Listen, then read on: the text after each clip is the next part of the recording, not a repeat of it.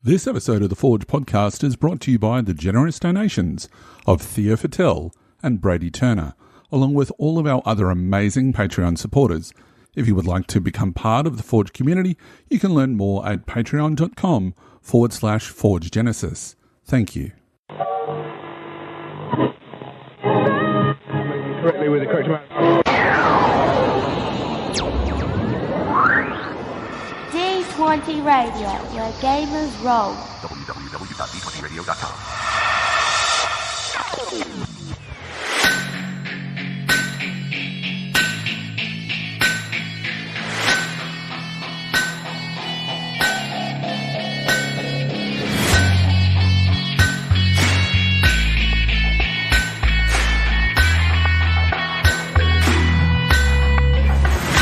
Welcome to the Forge.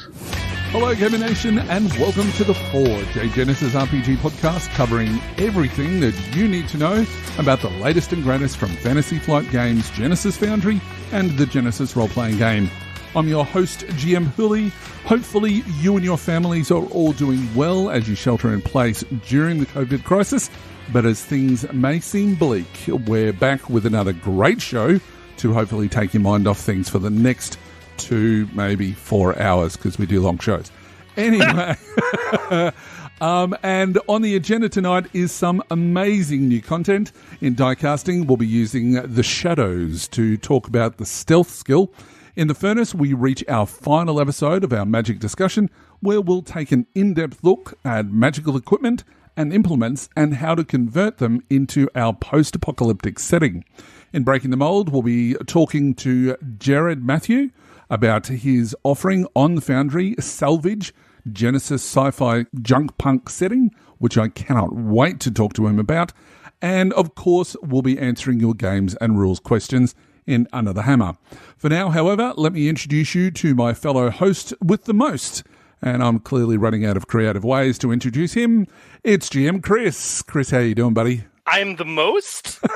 Yes, you are, Chris. Ooh, I'm the most. I'm all right, man. Although I'll be perfectly honest, this has been one heck of a week. This recording with you tonight is the highlight of my week. I don't know how to take that. Well, you know, you can take it however you want, man. But you know, what's important is that at this moment in time, you are the man with the most. So that's very excited. But I am genuinely thrilled about this episode. I've really been waiting to tackle our main topic tonight, but I'm really excited to talk about stealth, and I'm also really excited to talk to Jerrad about Salvage, because this is there's these moments where you have, and there's actually a couple others that have happened recently that have just shocked me with how good they are. Yep. There's these moments where you have a release on the Foundry that's so good it makes you want to quit writing. And wow. It's nothing more than like, my God, what a fresh and original idea and take. And so I'm very eager to have that conversation. Absolutely. And the quality of it is fantastic. And you know, we'll rave about it, I'm sure, when we're talking to Jerrad. But in the meantime, I think that we've got some other stuff to discuss. What do you think? I think we should maybe get to stoking the fire. That sounds like a good plan. Stoking the fire. And welcome to Stoking the Fire, a segment dedicated to letting you know all there is to know about the releases from the Genesys Foundry and the Genesys role-playing game. But first, Chris, would you like to tell us about the D20 Radio Podcast of the Week? I would love to. You know, there's a lot of actual play podcasts out there. Some are good. Some are sadly quite hard to listen to. Mm-hmm. You know, where it was like, hey, we'll just record us at the table and just do a raw feed and post it up. People listen. You know, so there's those two kinds of actual play podcasts. But Hooli, there is an actual third category of actual play podcast. And that is the category of great actual play. Hilarious to listen to, wholly engaging, very well edited, an actual play that makes you salivate to find out what happens next. Your ears actually itch when you see that notification come up on your podcatcher. Yeah. And the Shared Sagas podcast is just one of those. It's a fantastic group of Aussies who bring humor and fun to their sessions, and it's a true blast to listen to. Recently, they released Session 1, Part 1, a new episode of the first of a new one-shot that they're doing in Call of Cthulhu 7th Edition, which is just marvelous. I cannot wait to hear how this group plays through that. Yeah. And in this episode, they play through that most classic of scenarios, The Haunting, where the characters receive a commission to investigate a supposedly haunted house, and they begin their thorough investigation. So it's awesome. If you love tales of Lovecraftian goodness like me, and you love really good actual play like me, you got to check this show out. And you guys can find it and many more amazing gaming and geekery podcasts over at D20Radio.com. Indeed. I just love Nadia and Tom and the rest of the team. I had a lot of fun playing with them when I did the beginner box for the Force Awakens Star Wars RPG.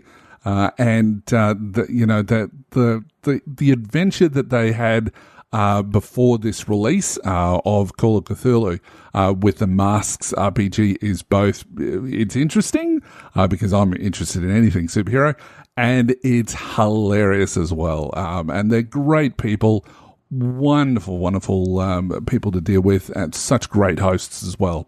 So, I can't wait to dig into this next adventure with them using Call of Cthulhu, because I'm a big fan as well. And I love my fellow Aussie podcasters as well. All right, Chris, I think it's time to talk about some new releases on the Foundry, but first, some FFG news.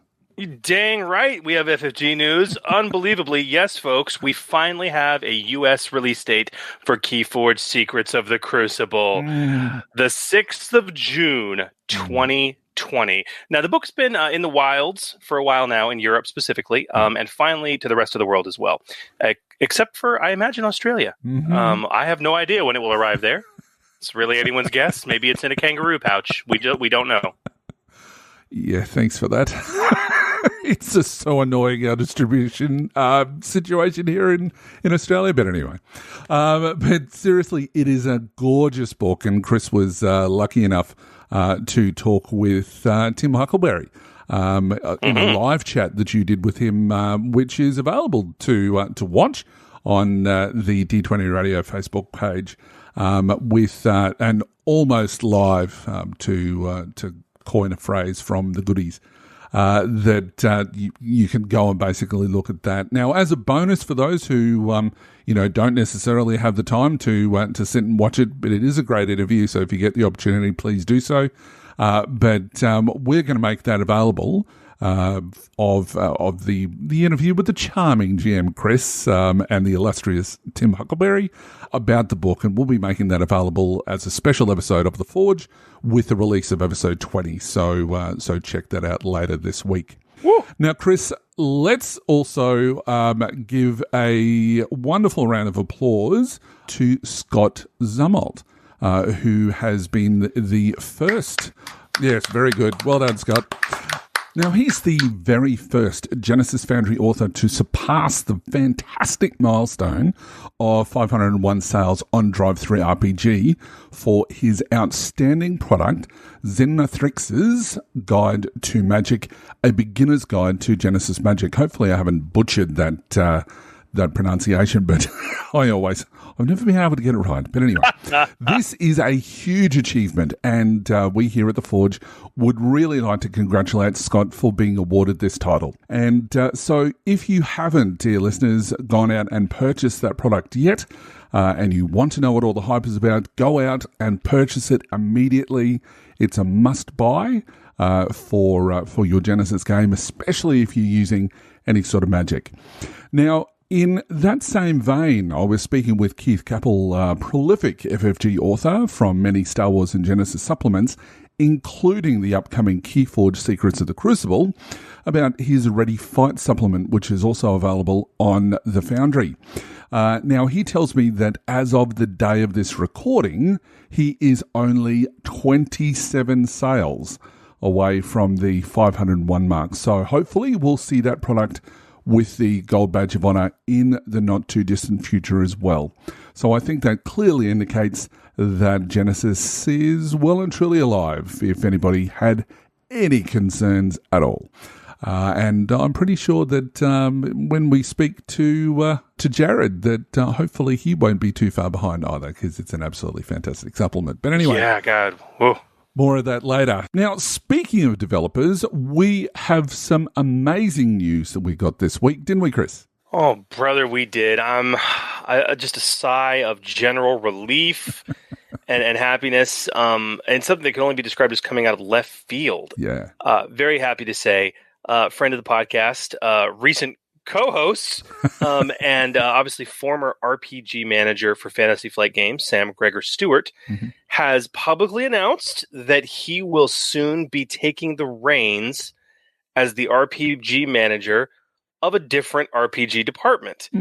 More specifically, that of Edge Studios. Yeah. So obviously, back in early this year, we announced that Edge Studios would be taking over the development of the Genesys, Legend of the Five Rings, and Star Wars RPG properties, as well as End of the World, for that matter. Yeah. From Fantasy Flight Games.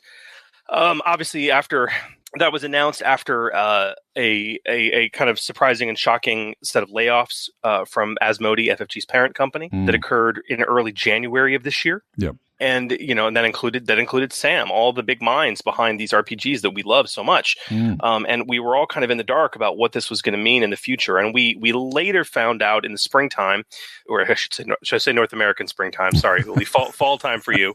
We later found out a couple months later that this directive from Asmodee was really the result of them consolidating all RPG development into a single production house. Yep. And Edge Entertainment, which was actually a publication arm based out of France and Spain, that handled not only European distribution of FFG's RPG products and some other things, but also some translation work and other things like that, and had done a couple of other interesting things.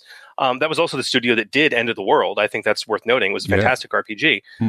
They were purchased by Asmodee a couple of years prior, and they would be taking over all the RPG development. And so we were all kind of pleased that it was still sort of in-house, but left a lot of questions. And so to hear that 5 months later, Sam, the man behind Genesys, all right, is now back at the helm as the soon-to-be new RPG director for Edge Studios, is incredible. So good. So good. I'm so happy for him and his family, and for the community generally. I think that it was a wise choice by Asmodee, and I look forward to seeing what Edge comes out, and hopefully I'll be involved as well. But we'll see what happens. Who knows, man? We all asked Sam too. Those of us who know him, it's like, oh, dude, are you gonna have to move to France? And he was like, no. He says he literally will be working across the street from where he used to work at the Asmodee corporate office in Roseville, Minnesota. So. That's absolutely wonderful. So congratulations, Sam.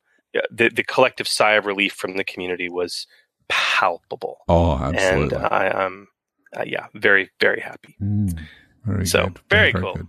Absolutely. So, Holy, yes. Shall we talk about the Foundry? I think we should. And there has been a huge number of releases since our last episode. So would you like to talk about the first one on the list? Oh, man. The first one is another one that hit me like a ton of bricks when it was released. Huge, very impressed with it.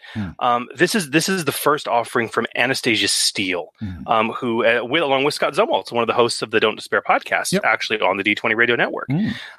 And her first release is called Sunfall. Sunfall is a let me throw this out there for you.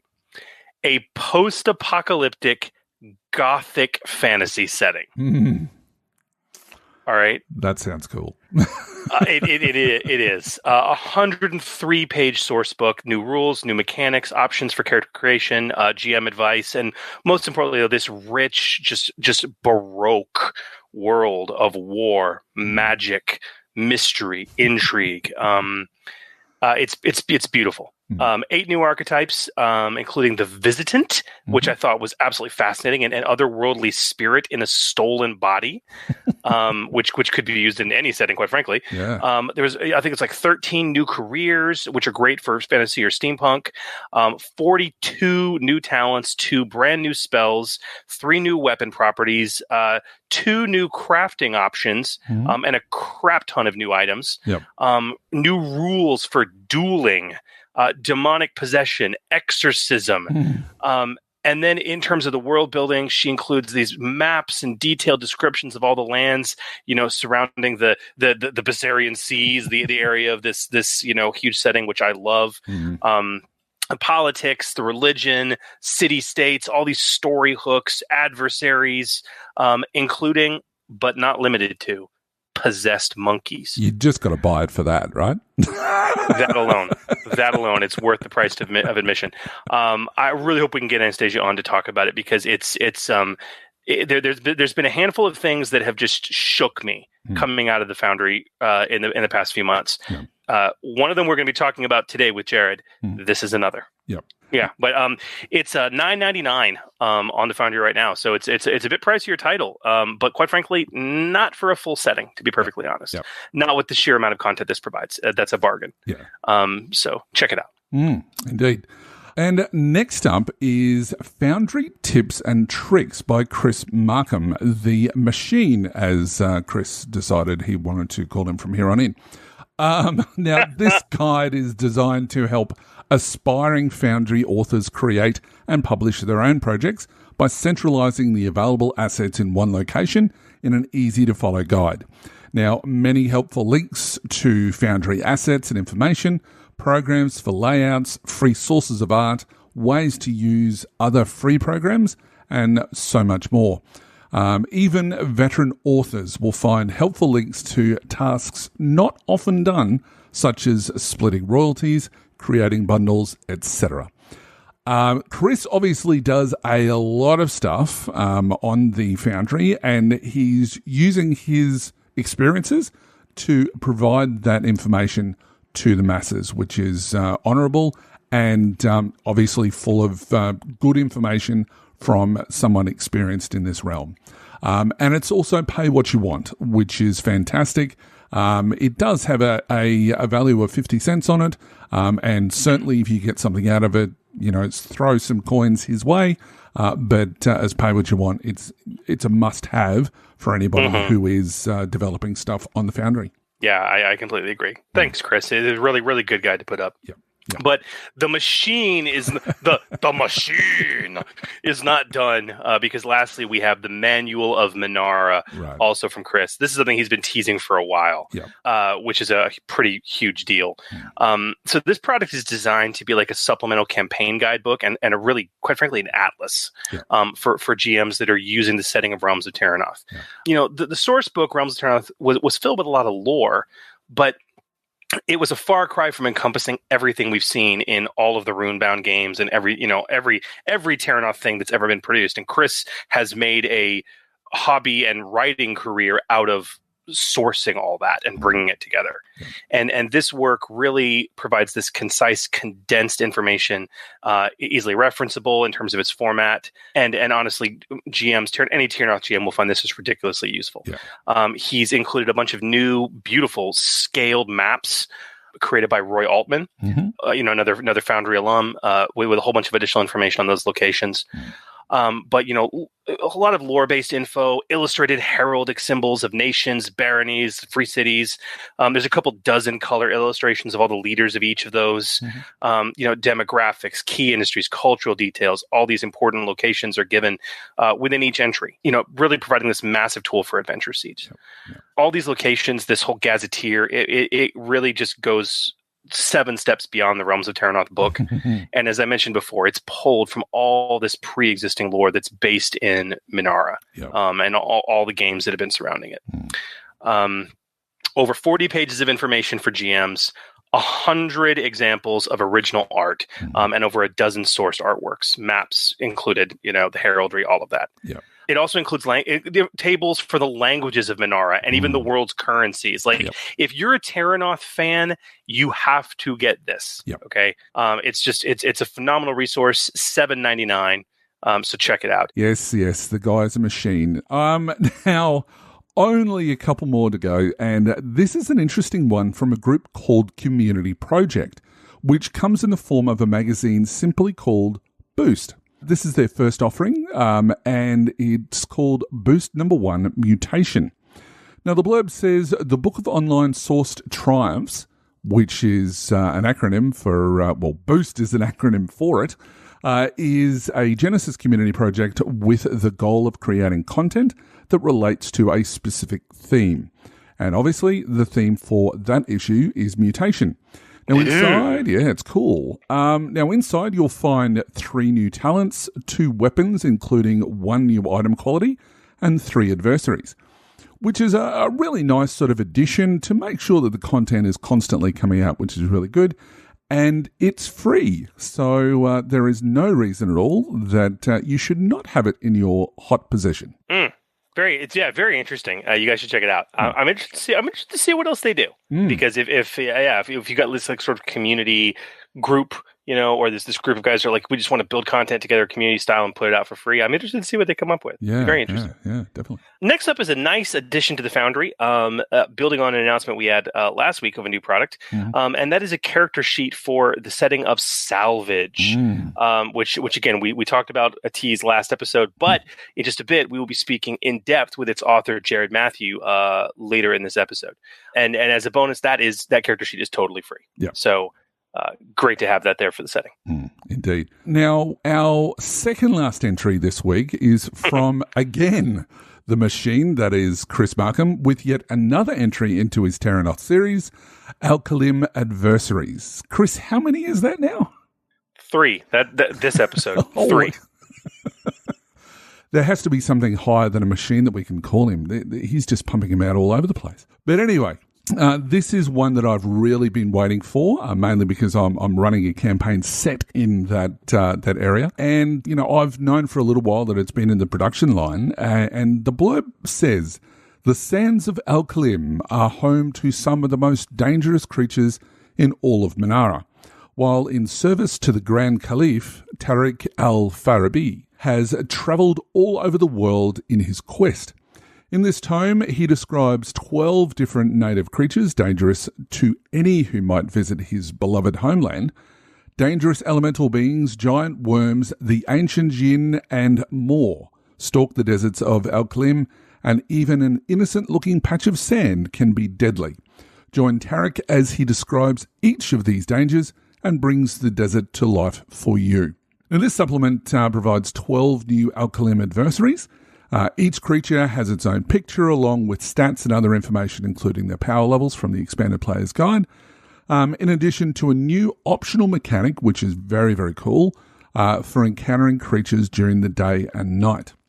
While these creatures are in addition to those listed in the Realms of Terranoth book, they do draw from lore that appeared in the previous games. Additional information about Alkalim is also provided.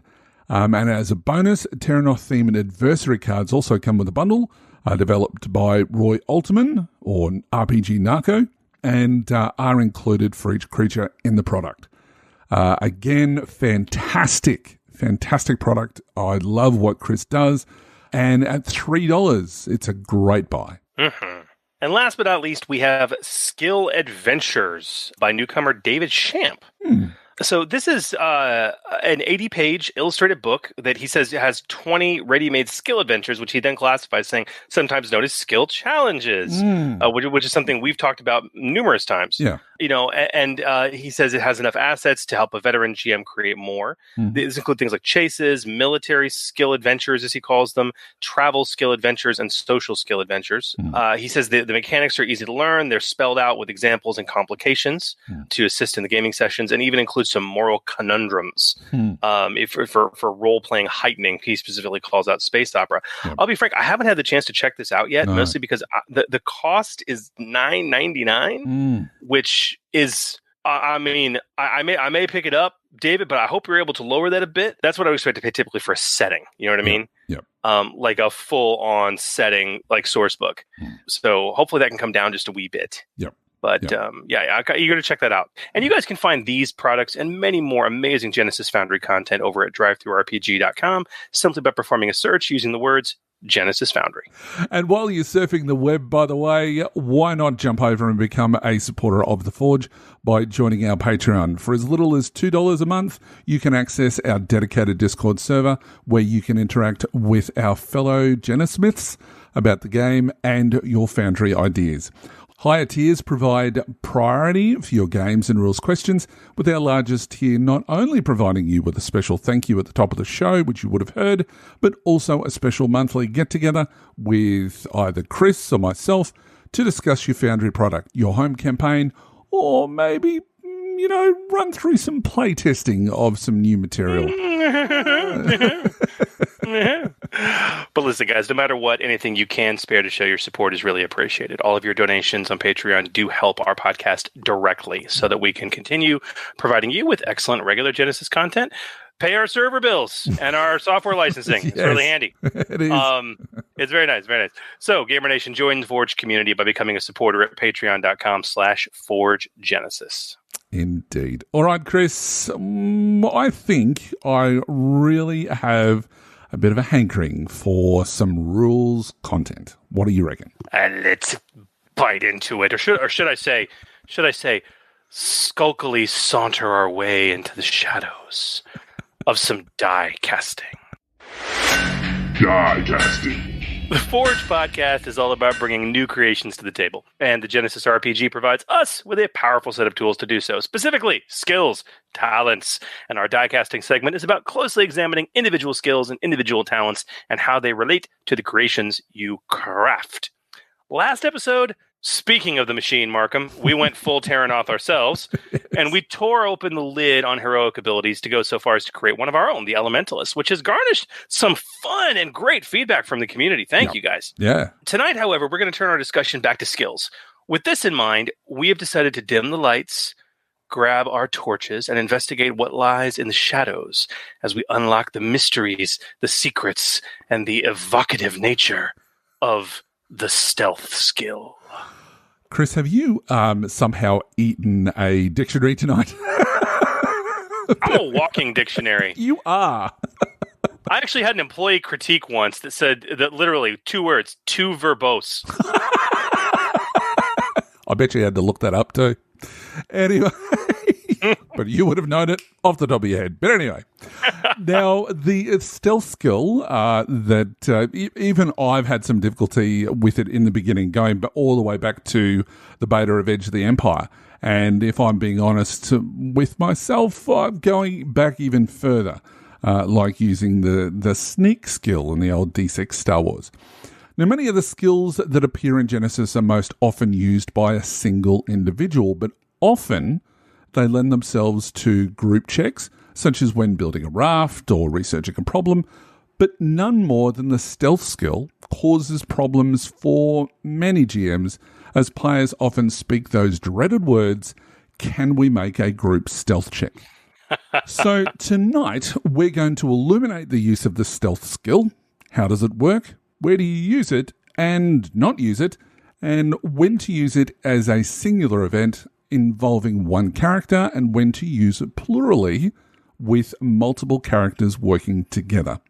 And of course, as we do, we'll dig into the raw and creative non-raw ways you can utilize the stealth skill best in your games or your upcoming Foundry product. All right, Hooli, let's talk basics. What is the stealth skill? So the stealth skill is a general skill which is found on page 64 of the core rulebook and is a very commonly used skill. It's something that I think not a session goes by when the stealth skill isn't used.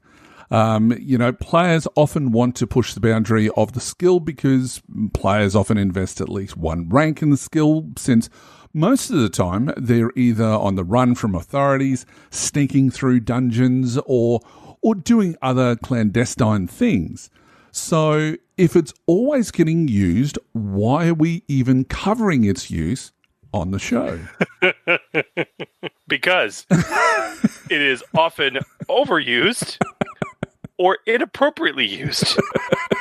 And honestly, you bring up a good point. We spend a lot of time in this segment highlighting underused skills in order to give you guys the tools to use them more effectively in your games. But the bottom line is there are other skills that are quite frankly used so much because they're used incorrectly. So we really do need to spend some time talking about that, which is what leads us to stealth. Now, the definition of stealth in the core rules, it says when your character wants to act unnoticed by anyone else, they use the stealth skill. In many ways, stealth is one of the simplest skills, and it covers a pretty specific set of activities. However, being stealthy is something that comes up in many role-playing games, so it tends to be a very useful skill to invest in. Now, they say that this skill should also be used in all settings. So, from our perspective, I think stealth is the skill that you're going to use to get from one point to the next without being seen. And it's also most commonly used as an oppose check, as opposed to a lot of other skills where it's a set difficulty or it's based on the situation that you're in. With a stealth skill check, it's always going to be based on an opposing person or a machine or whatever's perception check. Yes, and that is one of the more unusual things about the stealth skill. But if you have to sum up what the stealth skill means to me, to us, like simply put, a character who uses stealth, they know the right places to hide, the right way to move without being seen or noticed, and the best ways to vanish, whether that be into thin air or at least under the cover of darkness or behind some very clever cover. That sounds very broad, but a lot of players try to take it a little broader, and so we'll kind of talk about when you should rein it in. But I think, Hooli, the book gives us some pretty solid examples on when to use stealth that are specifically called out. Yeah, that's right. So the first one is where your character attempts to hide from someone.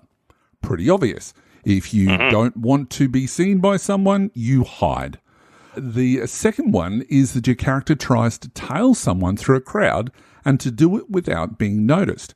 Now, this is obviously called shadowing, as it's referred to in some places, where if you've got a character that you're wanting to know where they live or where they work or whatever, used a lot in espionage-type scenarios, that you would shadow that character so that they can't see you, but you find out where they're going. So that's pretty much it. But there are a couple of others, aren't they? Yeah, they give the great example of, your character trying to infiltrate a government installation while avoiding both electronic security and human guards, or your character tries to quietly move through a house. And you can upscale that to, a medieval keep or, while avoiding magical sentries and, beastly guards or things of that nature. But it's stealth. We all kind of understand. There's literally hundreds of ways you can use the stealth skill, but the basic premise is the same. It is a movement, or in some cases non-movement, based skill that is about being unnoticed when you are moving. Yep. Now, what this basically means as well is that the stealth skill needs to work in conjunction with the movement rules in structured or narrative encounters. Now, it might sound a little bit sort of odd that we're bringing up sort of very, very specific rules and we're sort of dragging it in from movement. But there is a reason, and we'll get back to that later on.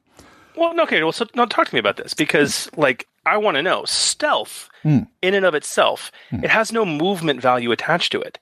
So how does that work? How does a character actually appropriately use it to move from point A to point B? Yeah, so generally a character would spend an action and a maneuver in a round. We know that that's the basics.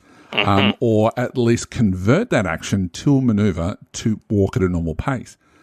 But when stealth is used, it's a skill check, which means that it's an action. Right. So, the option to convert the action into a maneuver is gone. So stealth is an action because it requires a skill check to perform. However, don't always force a character to make that skill check. Sometimes a good plan is just a good plan and it just succeeds. But if a check to allow or prevent discovery adds tension to a game, you have our permission to break our cardinal rule, which we'll get into in a moment, but you can force it, especially if it's going to create some sort of tension in your game. Now, with stealth as the action and movement as a maneuver, the rules act as a representation of the character moving slowly as they sneak between columns or jump between rooftops. But if they want to move fast when using stealth, they can do that, but what's going to happen is that it's going to be a little bit more risky, but it's going to require the expenditure of strain to enact. So if you want to do fast stealth, for want of a better term, that it's going to cost you 2 points of strain because you are doing 2 maneuvers and the action to use stealth in the first place. So, you know, it's a pretty harrowing experience. Absolutely. Now, when we talk about the action economy, especially when you get into specific encounters and players wanting to get the most out of their action economy or try to pull something off where they can't necessarily afford to use their action on stealth. As a GM, I just want to throw a little nugget out there, and all of you keep this in your back pocket. This is one of the few times you will ever hear me say this, okay? Huli, you know, one of my principles in this game is whenever humanly possible, always have the PCs be the one making the check. Absolutely. Okay, that's one of the core things. Put the onus in the PC's hand. If you have an NPC making a perception check, you know, to notice them, no, they should be making a stealth check opposed by the NPC's perception, right? Yep. In this instance, if you're facing some hinky situations in an action economy and you really want to preserve the fun for the players, don't forget that at least per the raw and despite our normal recommendation, you can pull this the other way. So you can say, you know what, you're going to go stealthy. And that's fine. And at that point on the NPC's turn, especially if he's just not, if maybe there's initiative, but everyone's still hidden, that NPC might use his action to instead make a perception check that is opposed by the PC's stealth. Okay. And that is a way to continue to use the stealth mechanics appropriately while also saving that action economy if you do find yourselves in those tricky situations and you need to find a way to make it a little more fun for your players. Yeah. Absolutely. There's also other ways that stealth shouldn't be used, and the core rules also provide us with some really good examples. So, Chris, do you want to take us through a couple of them? Yeah. So, I mean, one of the more common things I often have, especially new players suggest when they're wanting to use stealth, is they want to use stealth to try and pick someone's pocket. Right. Okay. And on face, it makes sense. It's about being unnoticed, right? But we have a specific skill that literally calls out that that's what it's used for. Yeah. And that would be skullduggery, which you could call what? Stealth's best friend? Yeah. Maybe Stealth's brother, but Stealth's brother from another mother. Is basically it. Although if you carry that analogy forward, deception would have to be like their redheaded cousin, basically. Yes. So anyway, picking a pocket, no go. That's skullduggery. Yeah. Now, the other one, and this is interesting, is your character tries to remain hidden when their opponent has no chance of spotting them, such as if they try to avoid being seen by an aircraft during a blizzard at midnight, okay? Or, they're half a mile away, hiding behind complete cover in the dark. Yeah. This comes down to one of the more common things that we always say, and they always give us examples. Yeah. Don't force a player to make a roll when they don't have to. In other words, when there's no stakes. Yeah, just don't. Okay, yeah, you succeeded. It's like you have an agility of 1 and 0 ranks. Doesn't matter. You succeeded. Yeah. Okay. Because there's no stakes. That's right. Yeah. And it helps propel the story forward when you're not getting the characters to have to roll every 5 minutes.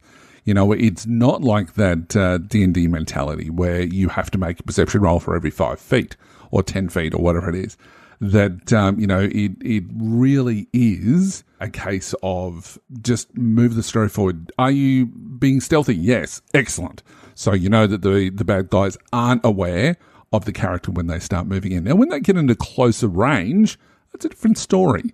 But when there's some distance away or there's no real stake in it, don't worry about it. Excellent. The last one that they use as an example is kind of the reverse of that. So it's the opposite side of the coin. Yeah. So your character has no realistic chance of hiding from an opponent, such as if trying to hide from a nearby person while in the middle of miles of salt flats at noon. Now, sometimes not everybody has the hide in plain sight D&D ability as much as they would like to. And I've had players a number of times basically say, can I make a stealth check? What, out in the open? No. So, it doesn't matter how good their stealth skill is, unless they have some sort of supernatural ability or talent that actually allows them to do that. Yeah, they shouldn't be able to make a stealth check when it's just not possible. This is also one of the, stealth is such an exception to so many, this is one of the few skills it's always in a post check, right? Right. This is also one of the few skills where, because it is literally codified in the rules, you will hear me eschew the yes and principle when it comes to the system. Right. It's like, well, I want to do this crazy thing. Okay, and you're going to have 4 setback dice and 2 upgrades as a result. Right. Okay. Mm-hmm. Here with stealth, if they don't have a realistic chance, you honestly shouldn't even allow the check. No. One of the few times, again, you'll hear me say that. Yep. Although we'll come back to that later on when we start talking about some talents and stuff. But now, Holy, we kind of danced around this, but I think it's worth kind of really diving into it. There is often, especially for new players, a lot of confusion between stealth and skullduggery and even deception. Like there's a lot of crossover here. Yep. When we talk about that trio of clandestine skills, do we have any that dysfunctional family, to carry that earlier analogy forward? So I mean, can we provide a good rule of thumb to really tell the difference between the three and when to use what when? Yeah, absolutely, we can. So if you're moving or you're hiding, and that can be hiding something on your person, or hiding something in the wilderness or something like that, you would be using stealth. Okay, so moving or hiding. If performing sleight of hand, it's going to be skullduggery. Okay, so that goes back to what we were saying before about that if you're trying to pickpocket someone, if you're trying to drop something in someone's drink or something like that, we're talking skullduggery. If you're interacting with a target, though, it's deception. You provided good rules of thumb there, right? But the bottom line is, okay, if I had a player say, okay, I've got a thumb drive and I want to hide it quickly where it can't be seen. Mm-hmm. If they told me they wanted to secret it on their person to where it wasn't found, I'd be like, okay, stealth. If they said they just wanted to palm it to the point that it couldn't be seen and they wanted to use sleight of hand, that would be allowed too, with skullduggery. Yeah. If I'm dropping a poison pill into someone's drink and they said, okay, that's sleight of hand, skullduggery. But at the same time, if I do it through clever misdirection while socially interacting with the target, I could do that with deception. So some of it comes down to the narrative. Mm-hmm. But when you extend these to the extremes, like hiding a person, okay, that's stealth. Yep. If you extend this to extremes, like I'm stealing a pouch of gold from the guy's waist, that's skullduggery. Right. If you extend it to the extreme on that crossover scale, of I'm not hiding this person, I'm getting them to leave the room by convincing them there's a fire that's broken out on the other side of the building, that's deception. Yep. So, I mean, does that make sense? Absolutely, it does. And look, as I said, that's sort of just the good rules of thumb. But there's always going to be this exception. And a lot of the time it's caused because, players have legitimately spent their XP in one sort of facet of their character as far as their skills go. So they may not necessarily have deception because their archetype has one in presence, or one sort of in cunning. Why they would, if they're a thiefy sort of character, why they would do that, I'm not quite sure. But there are a number of reasons why that, for whatever reason, even if the skill is not on their career skill list, that they may have just not done it. Do you just say, no, you can't do it? Especially if they're being creative? Of course not. But the thing that you need to do, and this is another rule of thumb, I guess, is that in those cases, always increase the difficulty by 1 or 2, depending on what they're telling you and how the players are trying to use the skills, which aren't necessarily the most apt to use to do this particular thing. But when it comes to upgrades, because some GMs will want to, instead of increasing the difficulty, they might say, okay, well, this is so outlandish, I'm going to upgrade it. Never ever upgrade unless you're prepared for it. Yes. And this has hit me a couple of times where I've gone, yep, the upgrade is the better option, or I'm going to flip a story point and I'm going to upgrade the check. Be prepared for what will happen with a despair. Because if you don't have an idea, you're going to get analysis paralysis and it's going to slow down your session. Yes. So unless you have something in your mind that you want interesting to happen, don't look at auto upgrades or spending story points, because it's just going to confuse you. And yeah, it's not the best way of doing things. That's for sure. I mean, until it is. Yeah. I mean, you're generally speaking, you're right. Like, but you hit the key point on the head there.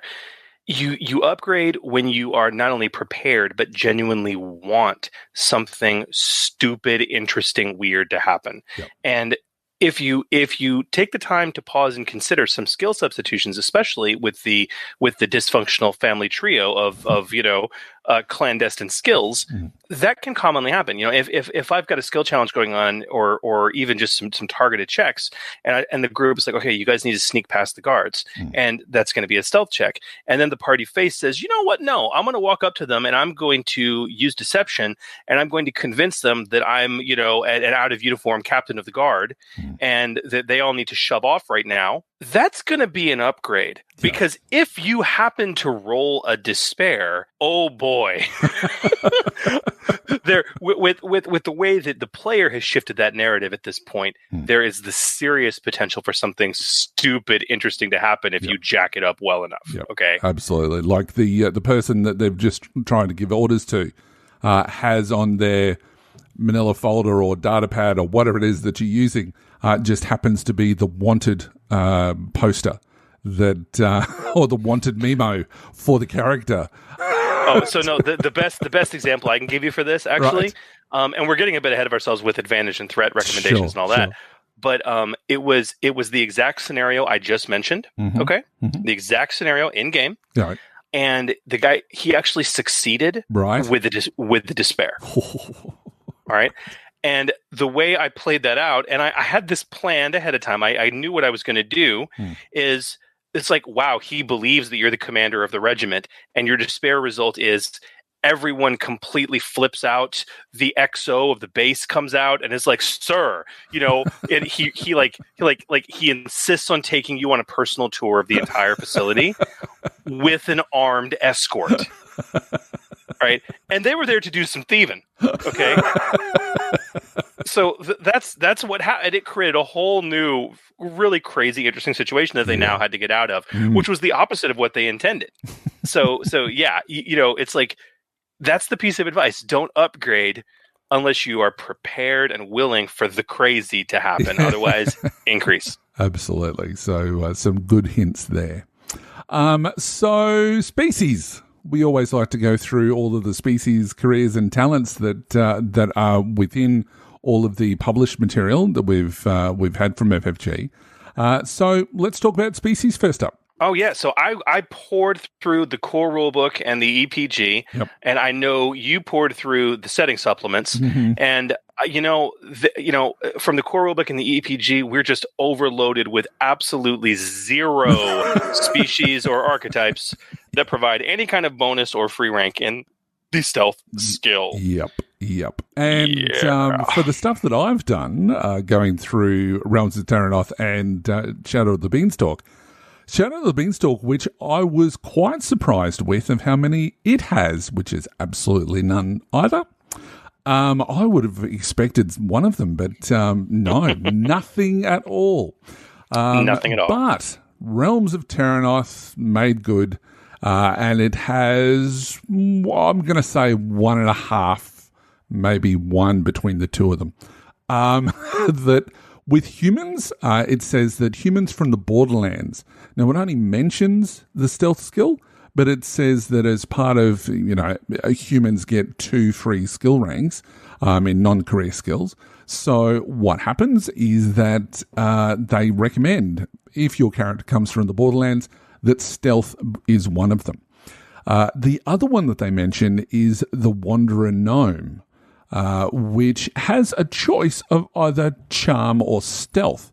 I don't know what that says about Wanderer Gnomes, but that's a weird option to choose between the two. So that's the thing. Like Minara doesn't have halflings. Okay, right. Yeah. Like gnomes are basically the halflings of Minara, right? Yeah, so it's the classical halfling trope. They're the scoundrels basically. Yeah, absolutely. So Wanderer gnomes specifically. Yeah. But that's the only choices out of all of the published material so far. Now, obviously, we're not looking at any of the products that are available in Foundry. But as time goes on, who knows? But we've also got another book that's coming on the way. So it'll be interesting to look back at those as well. Mm-hmm. But what about careers, Chris? Well, as you would imagine, there's quite a few careers that have stealth on the career skill list. From the core rulebook, we've got the Entertainer, the Explorer, the Scoundrel, the Wizard. Mm-hmm. Although the book, which was kind of odd, although they suggest actually swapping stealth for alchemy if you're using the Wizard in fantasy settings specifically. In Realms of Tyranoth, you got the Scoundrel and the Scout. Makes sense. Mm-hmm. And in Shadow of the Beanstalk, also sensibly, you've got the Con Artist and the Courier. Yeah. So not all that many, to be perfectly honest with you, but the ones that are in there, some of them I've always thought, it's a bit strange that they've got that particular skill, but with all of these ones, it totally makes sense. The only one that may be going out a little bit far might be the Entertainer, but, generally speaking, and the Wizard. I mean, obviously, wizards are hiding from people. I don't know. Well, the idea is if you're using the Wizard in a non-fantasy setting, that they have to be very clandestine about their magic because they're persecuted, basically. Yeah. So that'd be like your Harry Potter or your Dresden or whatever else. So yeah, interesting. What about talents? Oh, man. I'm not even going to get quippy with this. There are 0 talents in any of the published books which mention the stealth skill in any way, shape, or form. Yeah. Now, I know this isn't a talent as such, but one thing that I just want to mention, because it's just come to mind, is concealment. Now, I would have expected there to be a few more talents that use concealment that are in the rules, but I couldn't really find any. But the concealment rules is something which is very, very important, especially to stealth. Now, what the concealment rules are, they're on page 110 of the core rulebook, and what they basically say is that you can get a bonus if you are in, certain types of terrain or certain types of environmental circumstances that will give you a bonus. In other words, a boost die to your check. Conversely, it'll also give a setback die to anybody who's got you under observation.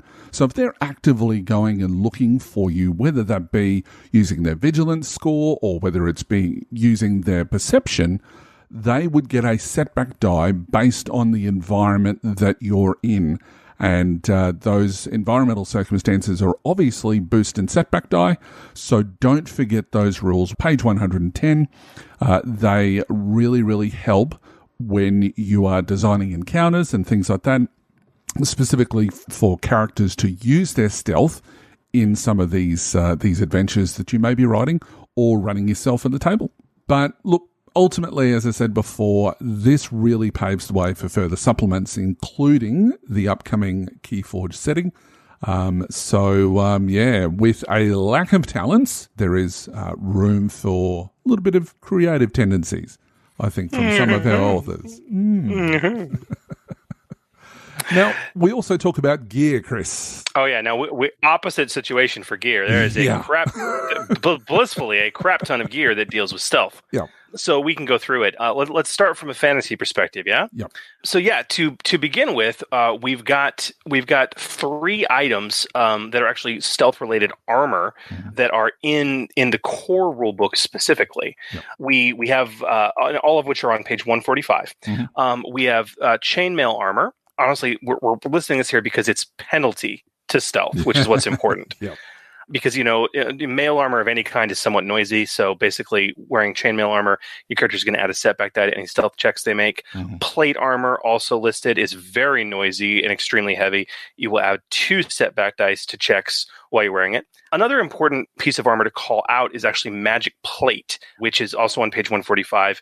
It is lighter and less restrictive, and so it has none of regular plate's penalties. So it's one of those big, heavy armor types that actually won't enforce a setback die penalty, which is really cool.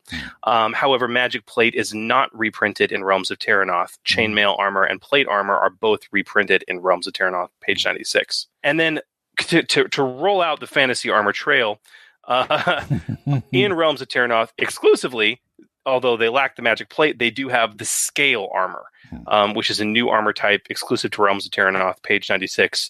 But again, it's basic armor, hundreds of scales rattling around, very noisy, and it will add a setback die to your stealth checks. So worth noting that. Yeah. But that's our fantasy armor basically, and it's worth noting that kind of classic armor typically always has penalties with stealth. So that's something to think about. Yeah. But we get the opposite way when we start leaving fantasy, yes? Yes, we do. So we have from Shadow of the Beanstalk, the first one that we have is optical camouflage suit. Now, other characters upgrade the difficulty once when an opponent is attempting to spot you, which is very handy indeed. And again, supports what Chris was saying before about having NPCs make the check rather than the PCs. Now, next up, the Chameleon Skin Gmod. Love Gmods. They're so cool. They're kind of cybernetics, but not. And they're really thematic for the setting as well. Now, that's on page 106 of Shadow of the Beanstalk. And it says, if your character has chameleon skin, they may suffer 1 strain before making a stealth check or a check to apply or adopt a disguise to add a success to the results. So, pretty cool there. You can only do it with spending that strain. You can't do it multiple times. But, 1 success could be the difference between succeeding and not. So, well worth it there. So then we kind of go back to the medieval fantasy sort of style when we start talking about the hooded lantern. But it's kind of like a halfway point because it's under steampunk on page 156. Yeah. This is one of those few pieces of gear. It's in the steampunk setting, but you should totally be using it in your high fantasy settings as well. Definitely. And so it says, in addition, your character can use a hooded lantern and not automatically be spotted, because that's something that it says up in the first paragraph, that not automatically be spotted at night or in the dark, although they still need to add a setback die to any stealth checks they make, because the light still makes it easier to be noticed. Yeah, that hooded lantern is that great piece of equipment for those stealthy characters who need light but are afraid of being spotted. And it's like, look, if you can deal with a setback die and knack for it, then you can have your light, have your visibility, and still make, potentially, with the right talent choices, unencumbered skill checks. Yeah. And that's actually something, just on that point, Chris, that we talk about talents that don't specifically mention stealth. But knack for it, pretty much other than magic and combat skills, can be used for stealth. So, it is going to make it easier. Now, I don't think we would be, I think we'd be remiss if we didn't actually also talk about armor attachments, because there's some interesting ones here in equipment. generically speaking, there is in the core rulebook, page 209, what's called the rare metals armor attachment, which, much like everything else in the core rulebook, is very generic, where the armor is made of rare metals, and ultimately it reduces its encumbrance by 2, but adds 1 fewer setback die to stealth checks as a result. It's a way to handle that, it's made of mithril, kind of thing. And when you get into Realms of Terranoth on page 97, they actually reskin this rare metals to be elven. Okay, so it's elven armor, which again reduces its encumbrance by 2 and adds 1 fewer setback die to stealth checks because it's of elven make. Yes. Okay, and then we've got a weird one, which is the iron armor attachment, which is the very top of page 98, Realms of Terranoth. This is a really weird one. Your armor is made out of iron. It's basically pig iron. Okay. Having this attachment makes your armor increase its encumbrance by 2 and suffer a setback die to athletics, coordination, riding, and stealth checks. In addition. Why would you ever make armor out of this iron? Because if you do so, the cost for the item is halved, and it decreases the rarity of the item by 1. That's why. All right, so that's all of the attachments. The last thing that we need to discuss as well is runes. Now, there's only one option that covers it, but it's called the Twilight Rune, and it's on Realms of Terranoth, page 108, and it says, while wearing this armor, your character adds 2 boost die to stealth checks they make and gains +2 range defense. That is really good. Can you imagine that on plate mail? Wow. Hell, hey man, runes are runes. They're very powerful. They are very, very powerful. And they have a price tag attached that really sort of says why they're powerful. Quite rare indeed. So that's the equipment. There pretty much isn't anything else in that. I would have expected a lot more from Shadow of the Beanstalk, but wasn't there other than those 2 items, the optical camouflage suit and the chameleon skin Gmod. So, we may see some more stuff in the Keyforge setting later on next month. But anyway. We have advantages, triumphs, threats, and despairs to discuss, Chris.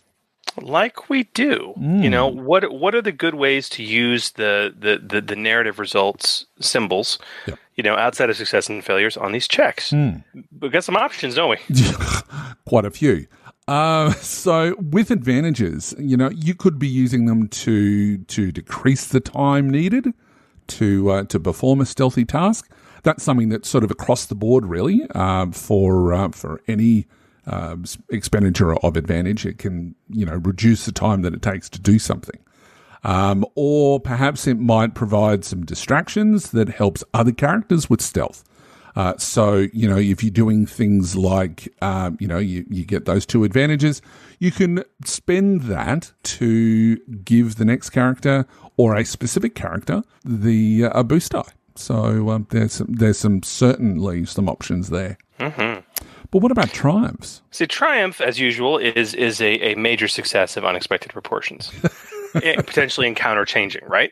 Right. So for stealth, this could be you've discovered a secret path to move undetected through an entire area for anyone who wants to use it. Right. Okay. Mm-hmm. Maybe instead of that, you've gained a major flat-footed advantage on an upcoming attack. Maybe with an upgrade that triumph gives you assassination, baby.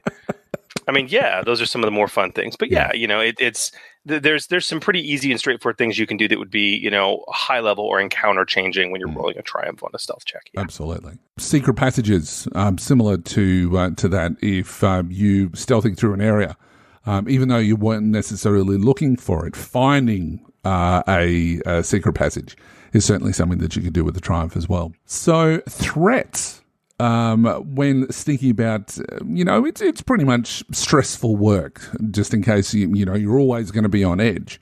So this could add strain, as you could do with any skill check, but certainly You could be using that narratively to say that, that there are more guards than what you initially thought, and you're concerned you're going to be caught in the middle of stinking wherever it is that you need to go to. It could also lead to signs of your passage. So even if you aren't directly discovered, it may be a case that, sure, you get to your destination, but you've left a piece of cloth behind, or you've dropped a handkerchief or something like that. That could reveal that someone is out and about, and as a result, it causes the guards to be a little bit more alert. And then we have despair. Oh boy, despair. So we really need to talk about despairs on a success versus a failure. Yeah. Okay, because the thing is, realize that despairs are awful. They're again encounter changing events for the worse, but one of the core tenets of narrative dice is that the despair should never negate the success. Right. Okay. So let's talk about a despair on a successful stealth check. This could be used building on what you just said before with threat, where you maybe threat leads some signs of your passage, like minor that are discovered after you've come and gone, so they know somebody was there. Yep. Despair can be used to leave clear, blazing, freaking signs that you've been there, even while you're still there. Maybe even alerting the guards who go on alert and start checking the building, even if they haven't found you. Okay, which is because you succeeded the check. And consequently, that could relate mechanically as it's upgrading the difficulty of future checks you're going to make. Right? Now, on a failure with despair, you failed, so you were spotted. This is not just getting spotted. Despair on a failed stealth check is you're spotted, and guess what? You've also alerted a cadre of people to your presence who are now going to actively try and take you out, or you've gotten yourself trapped in a security net. Maybe that's figurative. Maybe that's literal. All right. Yep. It's, you were discovered and you're caught. Yeah. Okay. Despair on a failure with stealth, you can have a lot of fun with that. Yeah. You can have a lot of fun. Absolutely. Especially if you, turn left when you should have probably turned right, and suddenly you come into the middle of the square where the entire regiment is currently doing calisthenics with weapons in hand. That'd be a double despair, I think. But so anyway, you break into the training room while they're drilling. Yeah, yeah, that wouldn't be good. Bad career move. But anyway, now we've talked about all of the ways to be able to use advantage tribes, threats and despairs, and all of the things that you can use to either, hinder or assist when making a stealth check. So let's look at the raw uses of stealth. So you can use stealth as an individual check or as a group check, as we mentioned earlier in this segment. But doing it that way, it's not infallible. So much like magic and how it uses the advantage to, power a specific effects within a spell, additional successes when it comes to stealth allow a character to increase the number of people who successfully move stealthily with them. Now, this rule comes from Star Wars, and it's not mentioned in the Genesys RPG, but it's certainly one that is worth taking a look at. And it says that when making a stealth check, a single success allows the character to move without being seen. For each additional success, the character can take one additional character with them.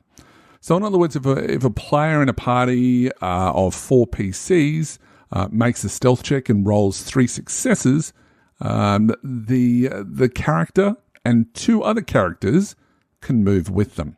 You can obviously see the problem with this. Well, the question now, yeah. and God, this may be through some hard-learned experience at the table, is whether you use a combined check or even if the use of the assist maneuver is possible here. And the short answer is yes, you can, but there is a cost. And if you remember back to when we were talking about actions and maneuvers, this is why. So assisting is a maneuver. And the character still has to move because moving is part of the stealth check. So they've used both of their maneuvers in this turn to do that. Now, the thing is, and this is really more of a house rule or just my way of thinking when it comes to stealth. Assisting in that way, sure, rules is written, it's a maneuver. But it's still taking part in a stealth action. So it really needs to be seen as this sort of amalgamation of a maneuver and an action at the same time. Because, you know, they're sure they might be spotting to make sure that it's an extra set of eyes, but it's still an action as far as I'm concerned. And as a result, I would see no problem at all in it costing a character who was assisting with a stealth check to receive 2 strain, just like they were if they were doing an action and 2 maneuvers. So what's your thoughts on that, Chris? No, I completely agree. And this is one of the more egregious, weird things that happens at the table with stealth, and one of the primary reasons we honestly wanted to really dive into the skill in the first place. Yeah, right? Absolutely. Remember that, you can use stealth cost or, action economy or even setback die on future checks to really help adjudicate those unusual situations that can come up at the table. Where, if you're gonna say, I want to do a stealth check to move everyone in the group, it's like, yes, and here's how that's going to play out. And then your PCs will try and game this as, well, I want to assist. You can limit it. You can, and in very many strategic ways. Yeah. So, and I've seen it used in that for if a person has they're unable to do a combined check, that they're just providing a boost die. But for those who don't have a rank in the skill, they actually provide a setback die. So that's another way that you can do it as well. That's completely outside of the rules, but they become a hindrance to your stealth check. Absolutely. I use that rule. Additionally, I use another one more often than not, which is if you're trying to move a group of people, especially those that don't have any stealth training, I'm going to upgrade that difficulty. Yeah, true. Because that is an example where something weird and strange. It's like, oh my gosh, you rolled a despair. Guess what? The clunky behemoth in the group just kicked a rock. Okay, that's what that's for. Yeah, if you're walking around in plate mail, that's something that should apply. I always say that the paladin walks around when they do a stealth check that they're stealthing like an ice cream truck. That comes around the neighborhood. I don't know whether you guys have got that over in the States, but they drive around and sort of like ding the bell. Yeah, they play loud music is what they do. Yes. Yeah. Whether it was green trees or whatever it was, green sleeves, sorry. That's what they do here too. So we called them as a kid, we called them Mr. Whippy vans. So I always called it Mr. Whippy. Mr. Whippy. There was an ice cream brand where it's soft serve ice cream, and I always used to say that the paladin sneaks around like a Mr. Whippy van. So. Well, Mr. Whippy sounds like a BDSM character or something. Yeah, it's like who's that? That's Mr. Whippy. Well, if you say it like that, Chris, of course it sounds a bit that way.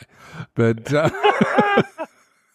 but yeah. Okay. Well. Speaking of bad BDSM situations, let's also consider one of the fundamental things that you never want to forget, and you really need to consider if you're going to do a group stealth action. Yeah, and that is that if you fail, everybody fails.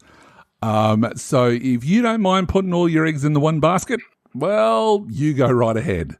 And be prepared to deal with the consequences. But if you really want to make it a little bit more interesting, my suggestion is to go and use what they use for Star Wars, so that you try to get as many people through. Perhaps it's the ones that have the worst stealth to get them through. And I know you shouldn't be looking at games like that because that's very metagaming. But, if you have been playing for long enough, you know what people's stealth is like, for example, the Paladin, the best way to do that is just to spend the extra successes to get other people through. Absolutely. All right, so that's the raw way of using the stealth skill. But we like to do things like in the non-standard, non-raw ways. So, Chris, perhaps we can go through some options for some of our listeners. Yeah. In terms of the non-standard or fully non-raw uses for stealth, we got a couple options for you. The latter of which is, of course, going to be what we love to do, which is talents. But before that, I do have one very strong recommendation, and that is the narrative action. So, Hooli, I'm going to get a bit meta here myself. All right. And I want to talk briefly about really pushing the limits of this system. Right. And I also want to preface it by saying that this recommendation is not something that even I would ever do all the time. But when appropriate, consider allowing a single stealth check to cover a broad, go broader than what you're thinking in your mind right now, series of events. Does the party rogue want to sneak down the ravine and assassinate or knock out the one lonely minion guard standing watch at the back entrance? You could have that character roll stealth to get close, then roll initiative, and then make a combat check. Or you could narratively say, make a stealth check. And that stealth check handles it all. Right. With success, he gets down there undetected, he takes the guy out. He's done what he set out to do.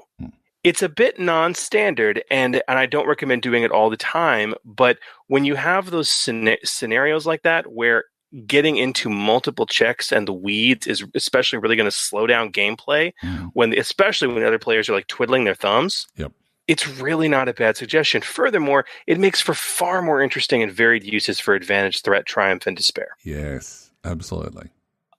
Because at that point you have a broader set of circumstances to apply it to. It's like you succeeded with a despair. Oh my God, you took him out, but he got a shot off. Okay, and you know everyone's alerted now. You know stuff like that. I mean, yeah. So that's kind of the narrative action. You know, and you can use that to expand this in other ways. Yeah. Yeah. Look, you can use it to when it comes to, like I mentioned, concealing before.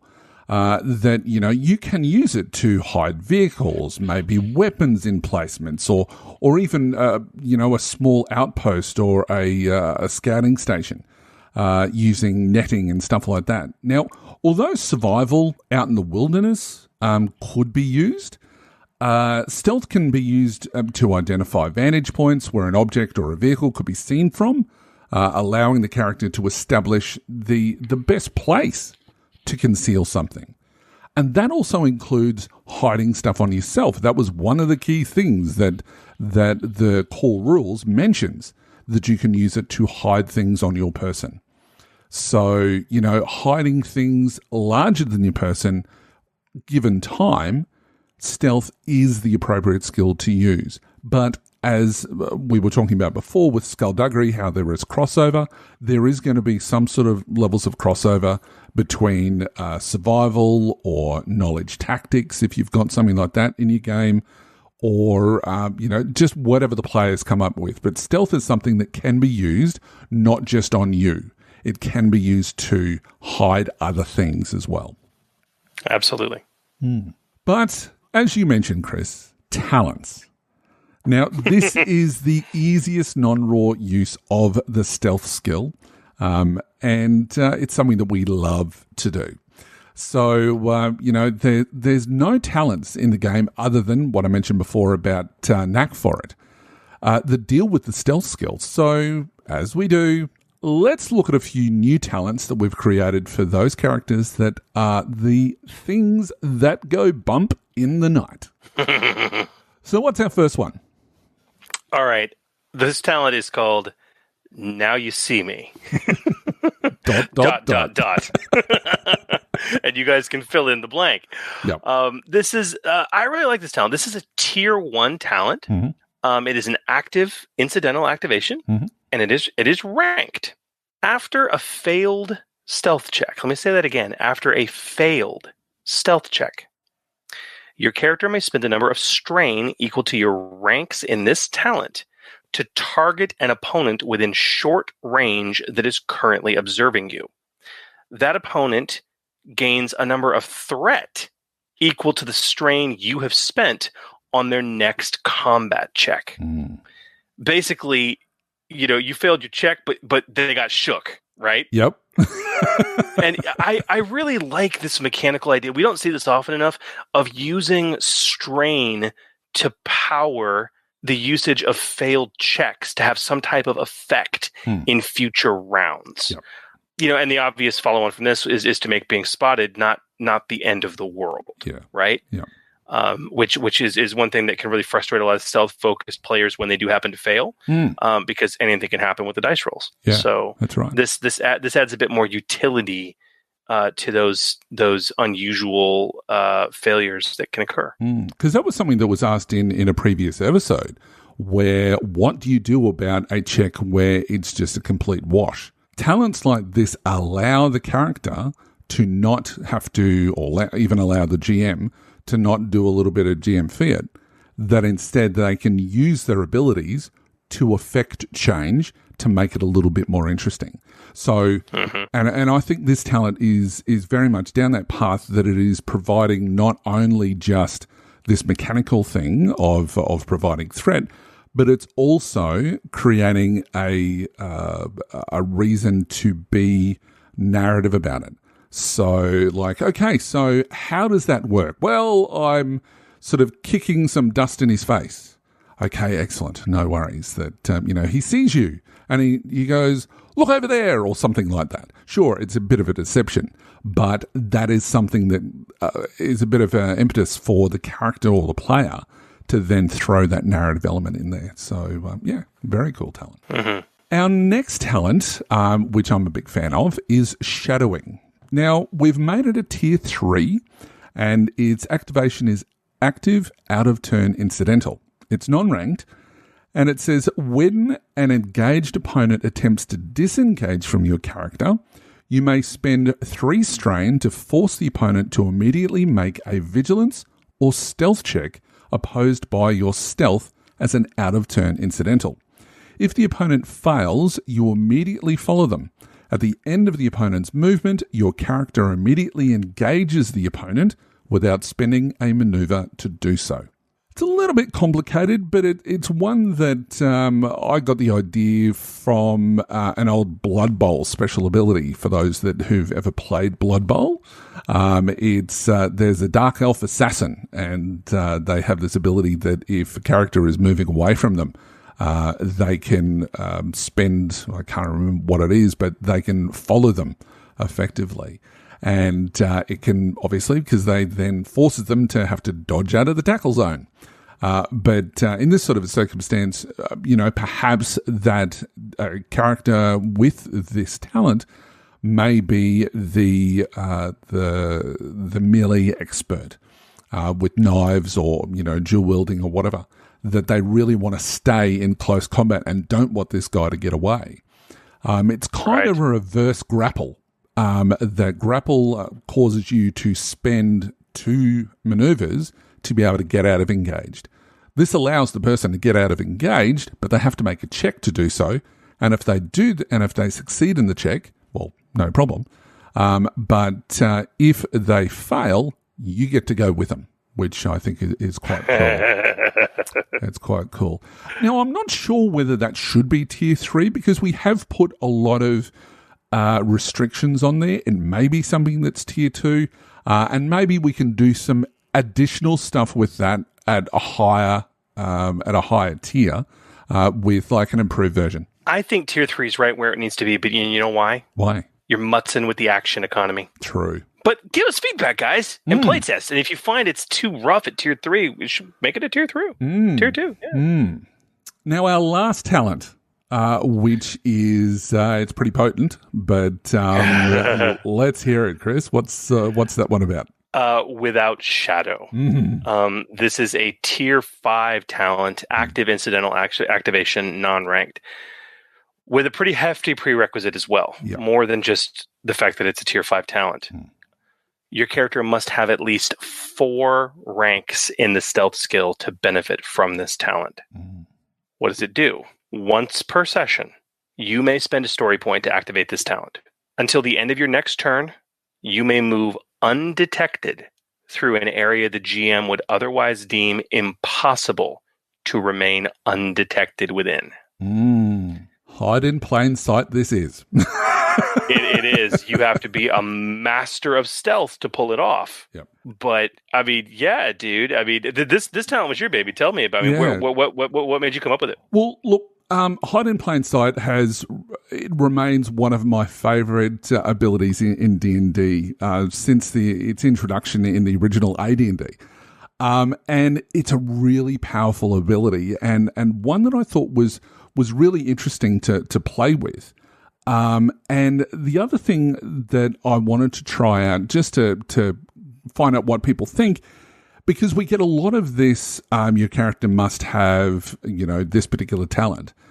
Or some people are now doing, and it started off with John Dunn, that he started putting in things where you had to be a certain species to gain access to this talent. So I thought, why not try out something where it's tier 5, which brings sort of an XP limit in there. But if you want it to be higher than a tier 5 without it being higher than a tier 5, the best way to do that is put another requisite on it that requires XP to get there. So having at least 4 ranks in stealth is another XP chunk that they have to devote to be able to get an ability like this.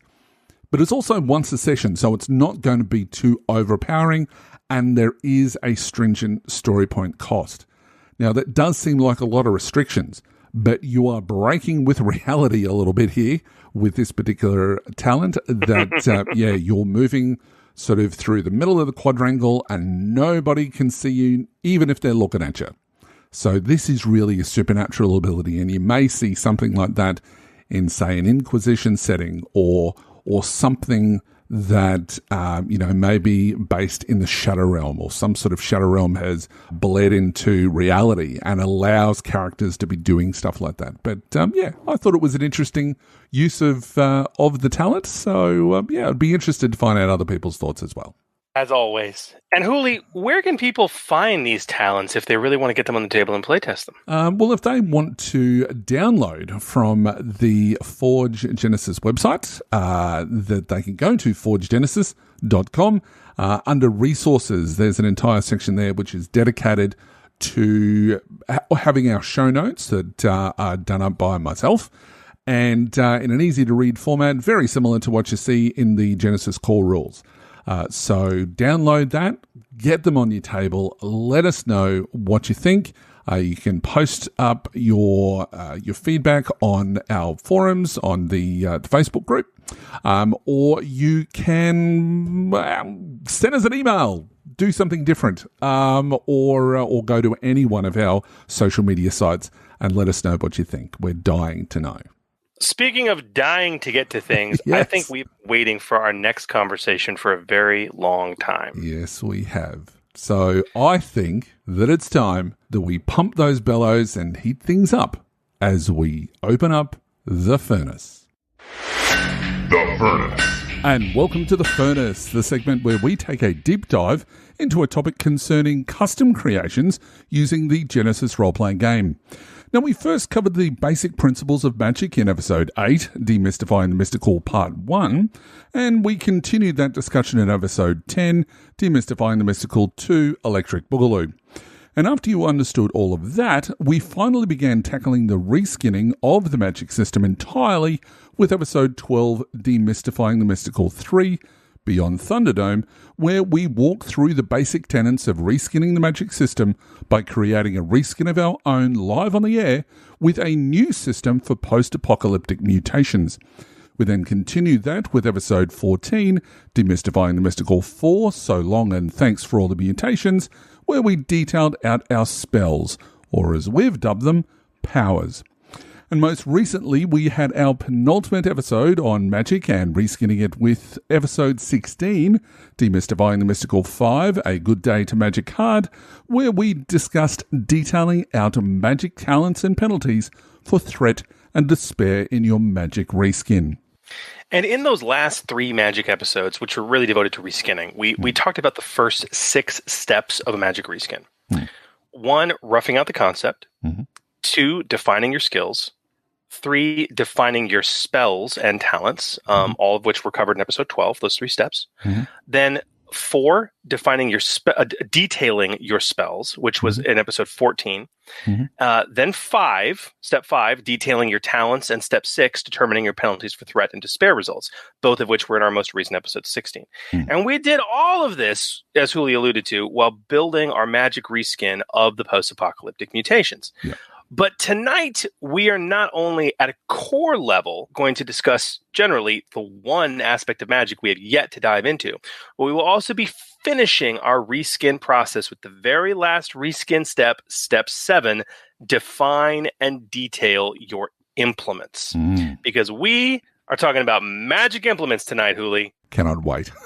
Not only are implements a critical part of the core magic rules, essential for both balance and playability, but they can be reskinned as well. And sort of continuing our peek behind the curtain, we've been doing with our post-apocalyptic mutations reskin to put it in practice. We're going to see how implements fit there as well, if they fit at all. Yeah, and as a continual reminder, as Chris said, we've spent 5 whole episodes talking about how magic works and walking through our reskin process. As such, it goes without saying that before you listen to this episode, you really need to have listened to episodes 8, 10, 12, 14, and 16, which by my calculations is around about 12 hours worth of content, which is great. So, you need to go through all that to make sense of most of what we're going to cover tonight, as well as the logic behind all of the decisions that we've made thus far. So let's dive into it, shall we, Chris? Because I've been waiting for this for a long time. Yes, let's dive into it. But first, Huli, I do think we need to do, as we have for all the other magic episodes where we talked about the reskin, I do think we need to re-mention again our standard boilerplate. Yep, absolutely. So our first point with our boilerplate is playtest, playtest, playtest. We've said this in the last 3 magic episodes, and we've said it in the vehicle episodes as well, that because of how important it is, mainly, we're going to be talking about implements at a general level, but at a certain point, we're going to put that into practice by reskinning them into our post-apocalyptic mutations. And when it comes to that, remember, what we're doing is creating a draft. It is not ready to be played yet, or is it fit for public table consumption? Now, because it has not been playtested more than anything else, such deep new systems must be playtested as much as you can manage. This isn't a negotiable thing. You have to playtest them. So keep that in mind, that this huge multi-episode creation effort will still hinge on ultimate refinements and changes that have come after playtesting. And I know that I've put some of those suggestions out into our Patreon community, and some of the feedback has been excellent. Yeah. It enables us to refine it, and we have changed things as we've gone. Yes. And so this is a very important point. Now, before we get into that reskin, though, let's do something we haven't done in a while. Let's peel things back a bit and go somewhere that we have not gone with magic since episode 8 and episode 10. Let's talk about core rules and really kind of give an overview of magic implements. Yeah. So magic implements are something that we listeners quite intentionally left for dead last. This is not because magic implements aren't important. As we'll see, they can be crucial to your use of magic or any reskin of it. We left it for last because we wanted you all to understand the core tenets of magic and the reskin process fully before we talked about the corresponding benefits and then obviously potential re-engineering of implements. So that is why we are tackling this now. Yep. So what are magic implements, Chris? In a nutshell, they're magic tools, Huli. We have tools all throughout, the various setting books and even the core book, whether those be, tools to help you with various skill checks. But that's you could even say weapons or tools to help with your combat skill checks, right? Right. But that's really what they are. They're tools that are designed to be used with and modify your magic skill checks. Various pieces of different tool and gear that we'll go through that modify those skills. Magic's no different than other skills. It needs its tools too. So the first we'll start looking at is obviously the core rulebook. Now it presents, on page 218, it presents 6 unique magic implements that they're pretty generalized with very, very specific effects. Realms of Terranoth on page 109 presents 3 unique implements, 17 runebound shards that can function as implements, and that's on page 118. As well as the new mechanic for implement materials, which is on page 99, but we'll come to that, as Chris would say. And the thing is, all implements, what they do is, in a nutshell, they provide cool effects when you're casting spells, all right? And most implements, though not all of them, also boost the base damage of attack spells. And that is very important to call out, because this is critical for the core magic rules, because that type of attack spell damage boost brings attack spell damage in line with regular weapons in the system. The layman who's not familiar with implements will often complain when it comes to the attack spell, or any reskin engineering that you do of it in your own systems, that if you follow those core rules, the damage doesn't hold a candle to a gun or a broadsword or a blaster pistol. And that's correct. They don't, by design, because that's where implements pick up the slack. Yep. Now, like any other piece of equipment, a magic implement has a cost. It has a rarity, it's got an encumbrance value, and it also provides any sort of additional effects that item grants.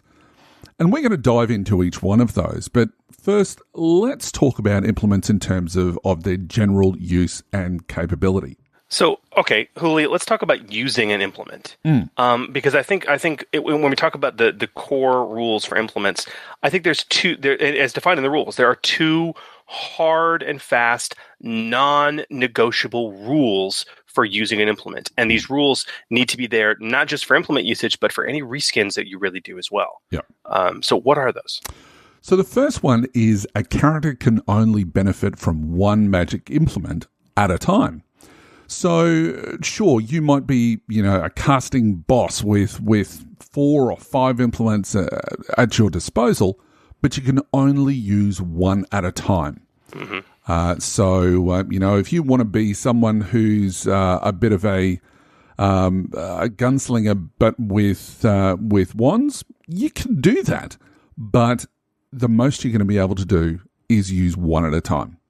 The second rule is holding an implement does not impose a setback on the character's magic checks for not having their hands free. So if you don't have your hands free, you basically get a setback.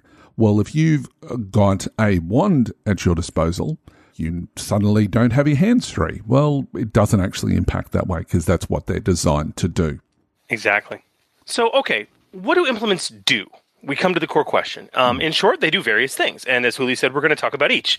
But there are a few things to note now, because they will come into place later when we talk about creating your own implements and reskinning them. There's really 2 important things to talk about and understand before we get into the individual implements themselves. The first is that even the cheapest, least rare implement always provides at least 2 effects. Usually, for those cheap and less rare ones, it's a single spell-related effect and attack spell damage increase. That's an effect in its own right. Yep. Okay? Yep. But when you're thinking of designing your own implements or reskinning them, you got to keep that in mind. Even the crap implements are going to provide a minimum of 2 effects always, and your better implements are typically going to provide more. Yep. The second thing to remember is that implements will often offer choices. But they can also have those choices predetermined. So here's what I mean. If you're creating your own implement, offer choices if you want a single implement to be spun up at the table into 12 different options. So Huli, and as we'll get into in a bit, the classic example of this is the wand. Okay. Right. If you want to create an implement that is genericized enough that it can be spun up 12 different ways, so you could have like a wand of fire, a wand of ice, a wand of lightning, et cetera, et cetera, et cetera. That's cool. This is a great option if you're creating your own implements for players who kind of want more of a toolkit of implements, and they love hunting for more and different implements to use that right tool in the right circumstance. So if you have that idea of a wand slinger who's got 17 wands on a bandolier and pulls the right one for the occasion, that's where you can come up with that wonderful generic implement that can be spun up in a lot of different ways. Yeah. Conversely, if you are creating your own implement, you want to lock down choices if you'd rather have a ton of unique implements in your setting, which correspondingly means you're going to have to create those unique implements. And Terranoth is a great example of that we'll come to. Okay. Yeah. But honestly, Huli, I think the best place to start is the core rule book. I mean, we're talking about things generally right now. Let's get into some specifics and kind of review the existing implements that are there, starting on page 218 of the core rule book. Yeah. Yeah, absolutely. So there are 6 implements that are mentioned, and we'll, as Chris said, we'll go through each of them. So first up, we have the Druidic Circlet. Its price is 750 monies. I can never. Well, let's call them silver because it just rolls off the tongue. I just say currency. Yeah, that's true. The rarity is 5, no encumbrance, no increased damage, but it offers an increase to the conjure spell or a benefit to the conjure spell. And it's used to summon a living creature, adding the summon ally effect does not increase the difficulty. This is fantastic for anyone who's doing conjuration, to make sure that they're on your side. Otherwise, if you're summoning something, unless it's if it's having a bad day, you can turn on the PCs. And also, as part of that process, the summoned creature remains until the end of the encounter without you having to use the concentrate maneuver, which is huge. It's like monstrous. So huge. Oh, my Lord. And again, one of the rules we said before, I mean, its rarity is pretty low, but it's kind of mid-range on the pricing, okay? Yep. But even then, 2 effects it offers, all right? In 0 increase to damage, but 2 effects. I don't think people realize how stupidly powerful the second part of the Druidic Circlet is. Yeah. We talked about this when we were talking about magic in episode 8 and 10, those initial things. You're pretty much limited to only ever having 2 concentration spells going at once. Right. Mm-hmm. Which means that your standard druid or primal caster or anyone else using conjure, is basically going to be limited to only ever having 2 summoned creatures at one time. And assuming they want them to continue to last beyond to the end of the next round. Right. And so that's it. This basically allows a druid to spam summon after summon after summon after summon, and potentially have 6, 7, 8, 9, 10, 11 summoned allies attacking. Right. There have been a lot of conversations around is this overpowered? Is this broken?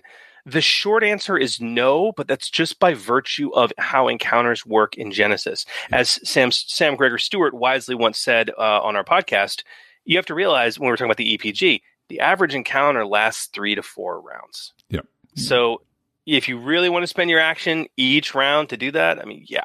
But, when you get to the end game of an encounter, you may want to dispense to do other things. And you also have to remember, too, when it comes to spells, that you're still going to have to power in with advantages. So if you're not getting advantages, chances are you're getting something bad happening. So whether that be wounds or additional strain or, something goes horribly wrong with the summoning of the creature in this circumstance. So, I don't think that it's overpowered at all. Is it powerful? Hell yes. Yes.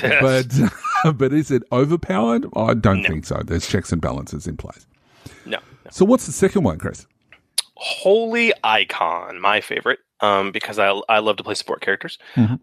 This is actually the the cheapest and almost the rarest implement out there. And this represents your classic, holy symbol, to use Dungeons and Dragons parlance, right? Mm-hmm. It's a symbol of your faith for that divine caster, and it costs 250. Rarity of 4, 0 encumbrance. Obviously, it's a very tiny object, and does not add any additional damage to attack spells. However, it does have 2 effects. The first is when you cast a heal spell, the number of wounds healed by the spell is just automatically increased by 2. Right. Just bam. Okay. Well, so wowza. And then for any spell you cast with divine, adding the divine only effect to the spell increases the spell difficulty 1 less than it normally would. Yep. So any divine only effects that you add to a spell will increase, each of those effects will increase the spell difficulty 1 less than it normally would. So that's a fantastic benefit, very inexpensive, something that any divine caster should, if it fits their concept, should pick up very early. Now, the first thing people think about when talking the divine caster is the almighty clerics. And in particular, their means to turn undead. And this is a question I've come across a number of times now. How do you represent that? But this implement basically does exactly that. For example, if you want to damage the undead, you'd obviously be using attack. And you can use the holy, unholy effect at no cost, which is insane. So normally it's that 1 difficulty increase, but yeah, there's no cost, so it's fantastic because that's what this item is doing. You can add the divine health when using the augment, again at no cost. For barrier, you can add the sanctuary effect for only +1 difficulty, which turns that 4 purple into a more reasonable 3 purple. And lastly, we have Curse with the Despair effect, which is absolutely monstrously insane when it comes to attacking, the big bad NPC, because it reduces a target's strain and wound threshold by an amount equal to the character's ranks in knowledge, which in Realms of Terranoth would be lore. So yeah, this item, it's fantastic. It's very, very powerful. And it does exactly what a holy symbol would do in that it channels the divine caster's faith. So, yeah, it's absolutely brilliant. Yeah, it's pretty cool. So, very interesting. All right, so our next item is Magic Orb, one of my favorites. So it is pricey at 1,000 currency. It has a rarity of 6, an encumbrance value of 1. It does +3 damage, which is huge. Not as much as a magic staff. We'll get to that in a tick. And its effect is it affects any spell. Adding the additional target and additional summon effects does not increase the spell's difficulty. So it's kind of like Druidic Circle on steroids. But additional target is in most, if not all, of the spells. Yeah, so a fair bit. What's interesting is like additional summon is exclusive to conjure, which doesn't have an additional target. Obviously, because you're not targeting something, you're summoning something. Yeah. But yeah, I mean, at a quick glance, additional target that actually does not apply to attack. No, for obvious reasons. Yeah, for obvious reasons, but it does apply to augment. And I want to be clear on this. When it says additional target does not increase the spell's difficulty, for augment, additional target is a +2 difficulty. Okay, for barrier, it's a +1 difficulty. For curse, it's a +2 difficulty.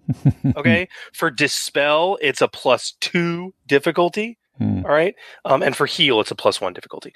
So that is radically powerful. And so this is a very diverse implement that applies to various spells. And appropriately priced. Yes. Almost as crazy as the priciest implement in the book, which is the magic ring. 10,000. Wow. Is what it's priced at with a rarity huli of 8. Okay. Mm-hmm. 0 encumbrance, obviously it's a ring, and it only does +2 to damage. But why is it so expensive? Well, because of the effects that it has. When the magic ring is discovered or given to the character, the GM picks one magic skill. Okay, so that could be, Divine Primal Arcane. It could be, depending on your setting, it could be Verse or maybe even runes. But it applies to one magic skill. Then the GM selects 3 effects that can be added to any spells, various spells that are cast using that skill. 2 of the effects have to be +1 difficulty effects, and the third effect has to be at a +2 difficulty. Yep. And when the user casts the spell, adding any of those effects does not increase the spell's difficulty at all. However, when you are using a magic ring, it's so inherently powerful and dangerous that you must always automatically upgrade the difficulty of the check once. And it actually knows that 2 despairs cannot be spent to destroy the ring, which is nice, because when you're doing those kind of upgrades, you run a difficulty of you run the possibility of rolling 2 despairs, which cannot be spent to destroy the ring. But yeah, magic rings are stupid powerful, but they are fraught with potential consequences. Yep. And, if you are looking at creating some rings and things like that, that's a lot of money to have floating around, especially in a fantasy setting. But the rarity is the kicker. To be able to make it in the first place, it's going to be 4 purple dice. And if the GM isn't using something to have the creation of said ring go horribly wrong, they need their head read. Although not always, depends on what they're trying to do. But rings tend to, if we look at Lord of the Rings, they tend to always have a bit of a backstory to them. They're a bit more dime a dozen, I think, in D&D, but depending on what they do. When you get outside of Dungeons and Dragons to any fantasy world, rings are almost always rare and ridiculously powerful, as well as being dangerous. So. Our next one is probably the most versatile. It's the Magic Staff. Now, it's only 400 currency. I still can't get used to it. And it has a rarity of 3, so it's pretty available. It has an encumbrance of 2, so it's hard to, lumber around with.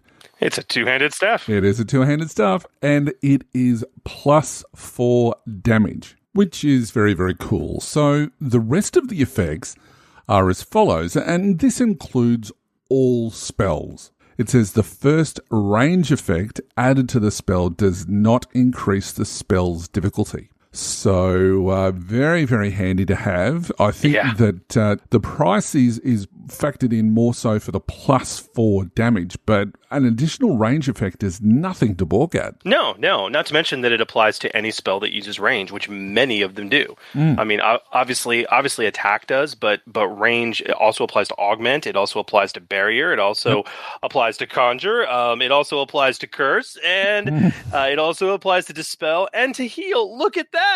Every spell, every single one has the range option. Yeah, at least in the core book, at least. Yep. So Magic Staff is like that's the cherry. That's your beginner implement. Yeah, and this is definitely the implement you use if you want to be an attack magic guru. Yeah, Chris, I could not agree more. And every mage that I've ever seen in any of the campaigns that I've run has had a staff just due to its potential. Especially when it comes to damage. And, it's just too good to pass up on. But we've got one last item, don't we, Chris? That would be the Humble Magic Wand. Probably, I would say if Magic Implement 101 is the staff, Magic Implement 102 is the Magic Wand. Yep. It also costs 400. Bit rarer. It's got a rarity of 5. As you would imagine, for a wand, it only has an encumbrance of 1. It's fairly small. Yep. And it provides +3 damage, which again is not the best compared to the staff, but it's pretty stout. So +3 damage to your attack spells. The effects of the wand, in addition to that, is the GM, again, picks one effect. I'd like to call out that it is not keyed to a particular magic skill. It is just keyed to an effect. The GM picks one effect that must be +1 difficulty that is keyed to the wand. When the user casts a spell, adding that effect doesn't increase the spell's difficulty. Okay? So when you look at the +1 difficulties that are spread out around the 6 spells that are just in the core rulebook, you have some repeat effects, okay, that are repeated among, that's the cool thing too. It's like you can get a wand of additional target, right? Right. But additional target of +1 difficulty, meaning there's some spells you couldn't use that for. Yep. But you can get a wand of range, okay? There are a couple of effects that are present across multiple spells, and they could apply for whatever spell you're casting that uses them. But the most common way people do this is for attacking. I mean, really, when you come down to it, that's where you most commonly see it. Where you've got 10 +1 effects just on magic attacks, right? Whether that be the various elemental descriptors that you can give, to deadly, blast, close combat, all manipulative. All kinds of things. So that can very much make it a very, very, as we said before, a very generalized implement that can have 20 different flavors of itself out there in the world. Very cool. All right. So we've looked at all of the implements that have come out of the core rules. But what is it that we've actually learnt from the process? What do these implements teach us about the implement rules that we really need to keep in mind for any new creations or reskins, in our case, for our setting? Oh, man, yeah, because taking a look at these and going through each one, they teach us things that are not specifically called out, but we need to keep in mind for any, or I should say not explicitly called out, but they're things that we need to keep in mind for any new creations that we make in terms of implements, or also, more importantly, for reskins. There's 2 things that I learned from examining these implements. The first is that base damage increase for attack spells is common. And as is directly called out in the rules, is a way to bring attack spells in line with weapons. Yeah. Okay. But you guys will notice that the damage increase is absent from the typical non-attack focused magics. Okay, Divine and Primal. Can you use Divine and Primal to cast an attack spell? Yes, you can use Divine and Primal to cast an attack spell. Okay, you can do that. But that's not typically what those casters are known for. Yeah. Does that make sense? Yep. So as a result, the implements that are clearly designed to cater to those magic types don't have base damage increases, and that's very fitting and flavorful. The second thing we can learn, the effects and learnings from the core rulebook implements are effect difficulty reduction is common, extremely common, as we can see, but is limited to specific effects or few effects. Yeah. Okay? And the more difficult the effect is, or I guess more importantly, the more numerous the effects are that you're applying, you will see a direct and obvious correlation between that and an increase in both the price and the rarity of the implement. Okay? Yep. Duh. Okay, Yeah. So don't be out there making 500 currency 4 rarity implements that have 3 or 4 different effects. Okay, bad idea. Bad. Now, with when we're talking about magic items, we would be very remiss to not mention Realms of Terranoth and the implements that it introduces. So there are setting-specific implements in Realms of Terranoth, all of which start getting mentioned on page 109. Terranoth also has runebound shards as well. We can't forget the runebound shards. There are 17 of them that can also function as implements. Now, frankly, we don't have the time to get into all of those 17, but we'll talk about the lessons that we can learn from them. It's sort of in a summarized format, I guess. And you guys can read about them starting on page 118 of Realms of Terranoth. But we do want to dive deep into the 6 new non-runebound shard implements in Terranoth, as they have an important lesson to teach us. And it's worth noting that the Holy Icon, Magic Staff, and Magic Wand are reprinted in Realms of Terranoth. So we're not going to be going over that again. Right. So the first one is the Magic Scepter. The price is $350. It's rarity of 5, encumbrance of 1. It has a damage of +2. And the effects are applied to any spell that adding the close combat effect does not increase the difficulty. So again, it's basically focusing in on that one particular effect. Yeah. Which is the close combat. And, that does come up a fair bit. And this is actually musical instrument I think is cheaper, but this is a really cheap implement, right? Yeah, right. Incredibly. And now what's interesting though is it applies to any spell. It's worth noting there is only one spell attack that has the close combat the effect that can be added right now. Mm-hmm. But in the future, if the close combat ever does apply to anything else, Magic Scepter would work. Yeah, I don't know. I find Magic Scepter to be a little underwhelming. Okay. And the reason being, getting the free close combat is nice. Okay, that comes up. It really does. All right. But the reason I find it underwhelming is because it only provides +2 damage. And so considering that its other effect is all about attack spells for the time being, I'm kind of meh on it. If it had a +3, I'd have been like, yeah. Okay. Or if it had a +4, so it's basically the melee equivalent of a magic staff, right? Mm-hmm. Which is really what it is. Okay. Yep. I would have been, I don't know. I think I'd have liked it more. Okay. Let's see if this can convince you then. So we've got swords and whatever else, and they do +1 or 2 or 3 damage, how much, whatever it is. The difficulty to hit with a melee weapon is 2 purple die. Normally when it comes to spells, it's 1 purple difficulty, and then the close combat takes it up to 2 so that it runs in unison with close combat. Oh, yeah. So basically, you're having a melee attack at 1 purple. I see what you're saying now. Yeah. Okay, Huli, you bring up a really good point. So that is something to consider. Yeah. All right. I'm less salty about this implement. Now, what's our next implement?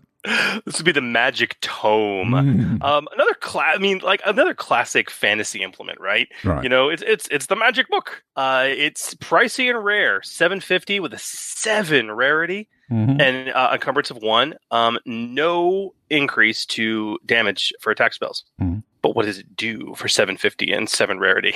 The GM picks up to 2 effects that the tome lets you add to an appropriate spell without increasing the spell's difficulty. But the effects the GM chooses should normally, without the tome, only increase the difficulty of the spell by a total of 3. So let's break that down. Up to 2 effects for a total of 3 difficulty. What that means is that a magic tome could actually be, and this would be the only implement, that only grants a single free effect, and that effect can be +3 difficulty. Yeah. That's insane. Yeah. There's not a lot of +3s, to be fair, but they're really devastating. I mean, in terms of the core rules, there's only 1 +3, and that's the paralyzed additional effect that's there with cursed for the cursed spell. Yep. The only thing bigger than that is the resurrection additional effect for heal, which is actually a +4. Yeah. And it doesn't have the downside of a ring either. So very, very powerful. But it's really thematic because you can imagine sort of the big bad reading from this this Necronomicon type thing, which gives that paralyzed effect for curses. You can see that the guy in the background. I think that's brilliant.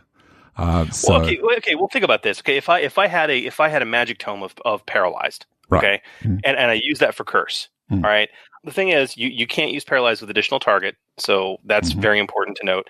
But I could apply range, misfortune, and enervate, and paralyzed, and still keep the spell at 5 purple dice. Yep. That's bonkers. Yep. And if anybody is looking at giving that sort of ability to a bad guy, just remember what will happen when they go down. The players will now have access to that tome as well. To that implement, yes. Very, very important. But yeah, very, very cool. The next item we have is the cheapest of the bunch, and it is the musical instrument. It's costs 200. The rarity is 4. The encumbrance is 1, and it doesn't give any additional damage effects. But it says that any spell where you're using the verse skill, it adds the additional target effect without increasing the difficulty. So you can add the additional target effect without increasing the difficulty of a spell. This is your classical Pied Piper. I mean, yeah, when you really get down to it. Yeah. And when you consider how bardic magic is typically done, in terms of buffing. All right. Which is typically what bards do extremely well. I mean, this makes total sense, doesn't it? Absolutely. You can think of it being used with like illusions and whatever else, with mask as well. And for 200, it's great value, but it's very, very specific as far as which skill. But it's also great for augmenting the party. So, using the augment spell, you can do the entire party. You don't have to just go one party member after another, taking up multiple turns. You can do it all at once at no cost. There's cursing of multiple enemies, which is absolutely amazing as well. And probably the most important one is healing multiple allies.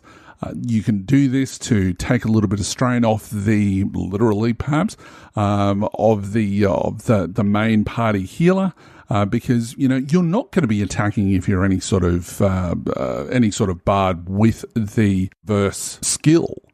So you're going to be wanting to do all those extra things. So buffing the party and healing them at the same time is a great addition to your party of adventurers.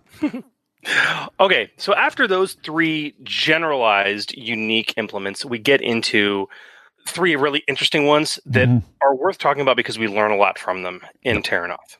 Now, these next three are unique. And when I mean unique, there's only one of them, like, in the world. Right. It literally doesn't exist, okay? Which also means they're possible to craft when you really get down to it. Yep. And these things are basically epic level implements. The first one is called the Mace of Kelos. Again, no price. Rarity of 10. That's crazy. All right. Encumbrance of 2. It's a two-handed mace. It's a literal mace, okay, that is a weapon in its own right, but we'll talk about that. Yep. So as a result, it doesn't apply any bonuses to damage to attack spells. But in terms of its implement capabilities, it's designed for divine spellcasters. Yep. And it can be used for divine spellcasting only. When you use it for divine spellcasting, you add 2 boost dice to your divine magic checks just for using it. But you can then only use divine with the implement. Right. When you're casting an attack spell, the fire, close combat, and holy effects all do not increase the spell's difficulty. And lastly, the Mace of Kelos is more than an implement. It is an honest-to-God weapon in its own right, and quite a powerful one. It can be used as a mace. It uses the melee light skill plus 4 damage. That is strength plus 4. Right. Okay. Critical range of 3. Engaged is its range. And it has the qualities of burn 2, reinforced, and superior. Yep. So it's epic. But so are the others. What else do we have? So the next one that we've got is a Prismatic Staff, which, again, it's a unique item, so it doesn't have a price. Its rarity is a little bit lower at 8. It has an encumbrance of 2 and plus 3 damage. Now, this again affects any spell. The first range effect added does not increase the spell's difficulty, so it's very similar to the staff. Additionally, all attack spells gain the Disorient and Concussive 2 item qualities. God. That's nuts. Concussive is amazing. And Disorient, if you want to start piling on setback die in, like, you've created an environment for them and you've got another Disorient effect, that's another setback die. But it's also similar to the Mace of Kelos. It is a melee weapon in its own right, where it uses melee heavy. It's got a damage of plus 2, a crit of 4, and a range of engaged, and does have the defensive 1 quality. So, you're gaining an extra setback die to attacks made against you. Melee attacks made Melee against attacks, yeah. So, and to be fair, most staffs have defensive 1, so it makes sense. That is true. And that includes the next and last unique implement of truly unique epic level implements that's available in Terranoth, and that's the Staff of Light. Right. Again, no cost, rarity of 9. I love this. 0 encumbrance. Okay, this is a 2-handed weapon that uses the melee heavy skill. 0 encumbrance. Right. Okay, because it's a staff made of light. Plus 5 damage to attack spells. Wow. That's bonkers. And it provides a bunch of just insane abilities. The first is that the Staff of Light itself continually provides illumination out to short range. It just glows. It's a staff made of light. The second thing it does, and this is just bonkers, you can use the Arcana skill to cast heal spells. Right. So very cool. Mother Mary. Additionally, any spell you cast that you can add the blast effect to, which for the time being is only attack. Adding the blast effect does not increase the spell's difficulty. Okay, so +5 damage with free blast. And if you're an Arcana caster, you can also heal with it. And then beyond that, much like the Prismatic Staff, it's a melee weapon in its own right. It uses melee heavy, damage +2, crit of 4, engage range, and defensive 1, just like a normal staff. Yep. Just insane. Absolutely insane. So, Huli, what are these truly unique epic, as well as the more generalized implements in Terranoth teach us? What are the effects and learnings we get from to our own creation from these? Well, look, we really get 2 lessons in this regard. So the massive implement benefits lead to a cost of 0 and ridiculous rarity. So, as we talked about with the Mace of Kelos, it's got all of these additional fantastic effects, but it's rarity 10. So, that's going to be 5 purple difficulty to be able to see whether it can be found. And look, the GM should really be looking at that anyway. But when you get to a certain level of power with an implement, it should basically be unique. It should be able to do all the things that these items do. It's an artifact, for lack of a better term. Exactly. It can't be normally purchased or created. And as I said, even though that it's rarity 10, the rules say that you can go looking for it. But as a GM, you should be putting everything possible in the way. And that means not necessarily mechanically. It should be things like, sure, we know where it is, but it's sort of on the other side of that lava stream that's protected by a red dragon. So just because somebody knows where it is... it's like it's in a dragon's hoard. Oh yeah, we know where it is. Where is it? It's in the deserts of Alkaline. It's like where? Like somewhere under the sands. Like it's there.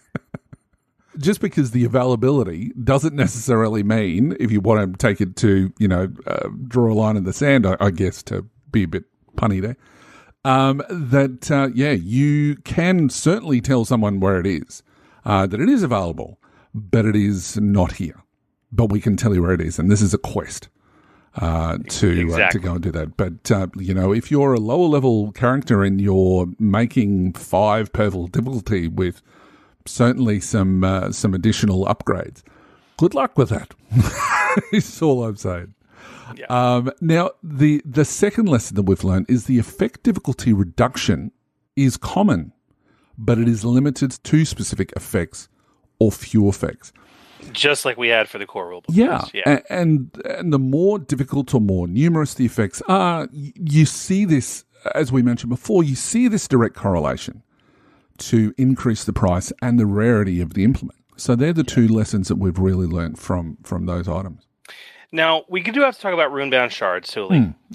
We said we weren't going to go into them because there's 17 of them. We just don't have the time. Our episodes are long enough as they are, guys. So you guys can read. Yeah. But each of the 17 runebound shards can be used as implements in Terranoth. But as you read through them, and you can pause and go read them and come back. Yep. Okay, now you're back. Now that you've read them, there are a few key takeaways we can summarize from that. Okay. First of all, when it comes to runebound shards, only 7 of the 17 actually increase damage to attack spells. Okay. Typically, they offer minor, single effect at +1 difficulty, free effect boosts. But they also include a second free effect that must be added always. And this is what really makes the runebound shards unique as implements. It's like, oh yeah, there's this one effect, you can add it for free.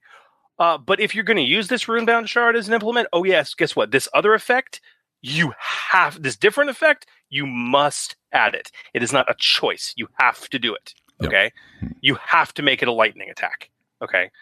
That's a really unique concept that we see in Runebound Shards. It's very fitting and thematic to Terranoth and what Runebound Shards represent, and not something we see anywhere else in the implements in the game. Yeah. So that opens up a real interesting trove if you really want to go down that, I want to build 17 discrete implements instead of half a dozen more generic ones. Okay. It's a really great way to even add more discreteness and really rein in the effects of those varied, highly discrete implements. Yeah, so those are two important learnings to take away for, when you're doing your own designs.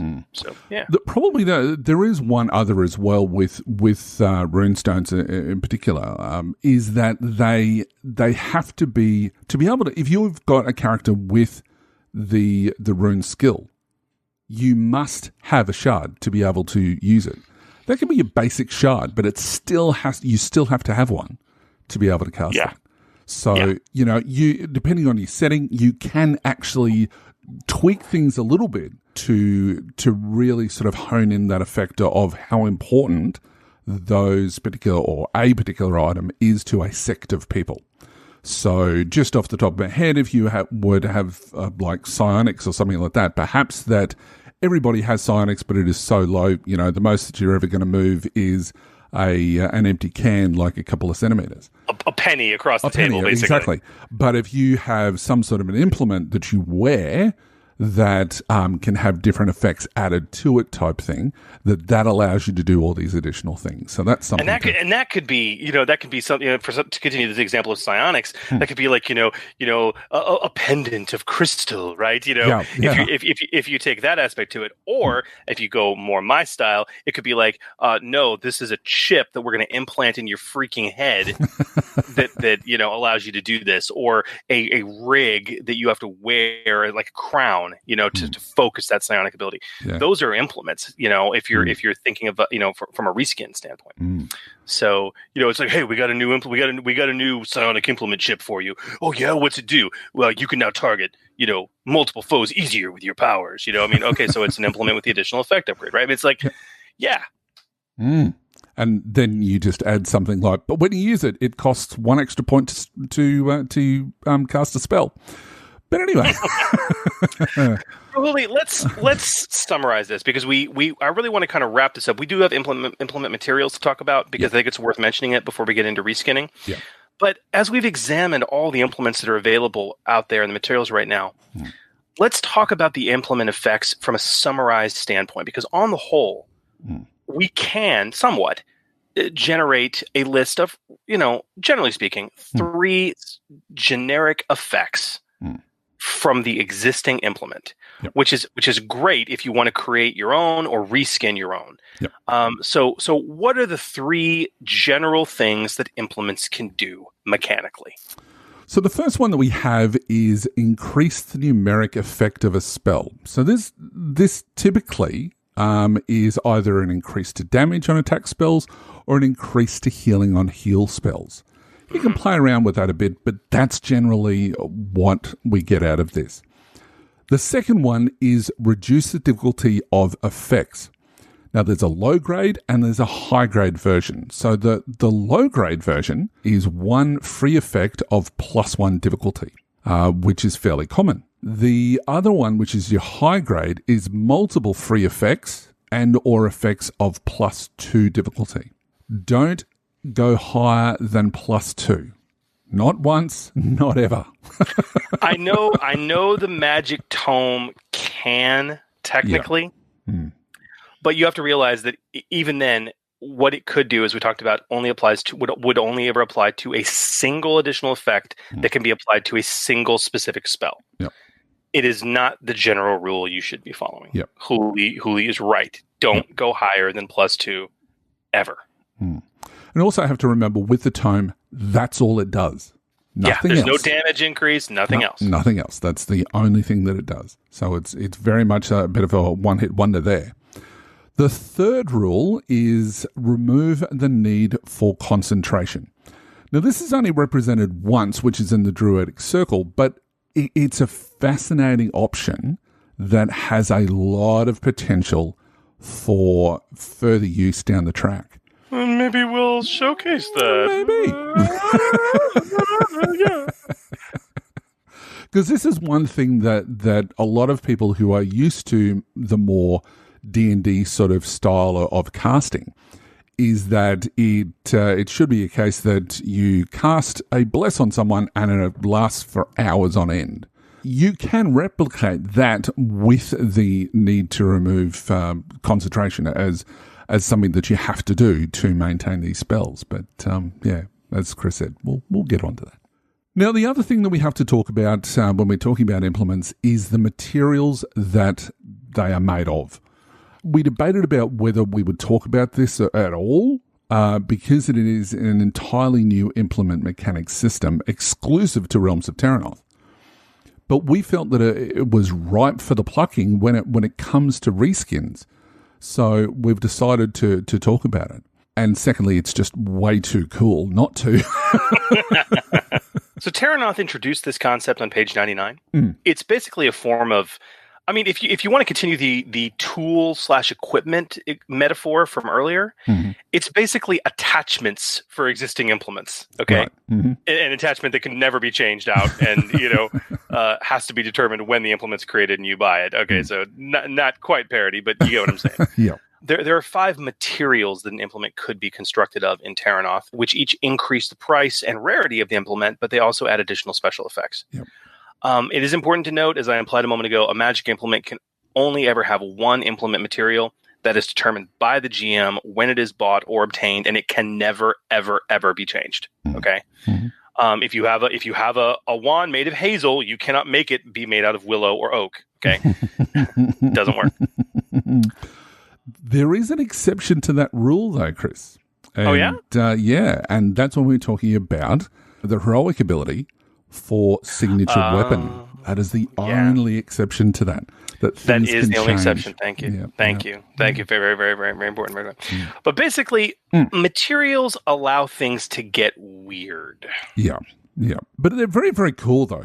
Yeah, they're very cool. So let's talk about them. What do we got? So the first one we have is bone, which is a bit of a classic trope. The price, it adds half a cost again to the item. It gives +2 rarity. And the effect is when you successfully cast an attack or curse spell, you heal 1 wound. So it's your typical witch who, points the bone, so to speak. I drain your life. So and it's not cheap. Obviously, the rarity increases, which can cause other complications as well. But it's not a bad cost for getting that every time you use either of those two for that 1 wound, and that 1 wound, especially considering that a threat when you're casting a spell can still cost 1 wound. It's an interesting thing to attach. Yeah. And what's the next one? Oak. Oak does not increase the price of the implement. It does not add to the rarity, and it provides no additional effects. Oak is the baseline. At least in Terrinoth, if you have an implement, it's made out of oak, unless you add something else to it. So the next one is hazel, as Chris mentioned before. It adds half cost again. Its rarity is only +1. And the effect is when you generate a triumph while casting a spell, you may roll a boost die and add it to the results, in addition to spending the triumph normally, which is a really, really cool effect. A fascinating little effect, isn't it? Yeah. And this could mean success when you otherwise didn't succeed. Absolutely. And I've seen that happen so many times. And probably more importantly, it may give you the chance to get off that effect that you would otherwise have missed out on just by adding an advantage. So that's something to consider as well. Well, keep in mind, a triumph can always be used to activate any effect, right? True. But if you've got multiple effects or whatever else. Multiple effects, exactly. Yeah. Multiple, that's where it comes in. Right. Exactly. Next up is willow. The most expensive implement material in Terrinoth. It doubles the cost of the implement, adds +2 to the rarity. However, whenever you successfully cast a spell, you automatically add 1 advantage to the results. Period. Mm-hmm. Speaking of being able to get that extra effect, speaking of being able to recover strain or knock out a threat, free advantages are phenomenal in Win Magic. So it's worth its cost. Totally is. And our final one is you. Now that is you as in YEW, the substance, not you, the listener, or you, Chris, or anyone else who thinks we're trying to make an implement out of them, nor is it that sheep that you saw the last time you visited a farm, as in EWE. See, this is why I never tell jokes. It's supposed to be comedy gold, but it really, really isn't. It's the same reaction I get from a kid, so it's fine. It really is. Anyway, what was I talking about? Oh, that's right. You is who I was talking about. What I was talking about. See, I've even confused myself. All right, so its price adds half a cost again. Its rarity is +1. And when you successfully cast an augment, barrier, or heal spell, you heal 1 strain. For any caster, that can be a godsend. So what do we learn from that, Chris, though? What do we learn from the Terranoth implement materials? I mean, it's a pretty fascinating concept that in mechanical effect is very much geared towards Terranoth, okay? Which is a high magic setting. Yeah. And there's really one key thing we want you guys to take away from it. I mean, it can inspire you to do something similar for your own reskins, but more importantly, realize that additional choices in terms of these implement effects can be fun. But they are always going to come, again, continuing with our earlier learnings, they're going to come with increased cost and increased rarity. And even then, these special effects, if you're going to add them in like this, they shouldn't be too powerful. Yeah. Nothing we went through is like, oh, wow, that's amazing.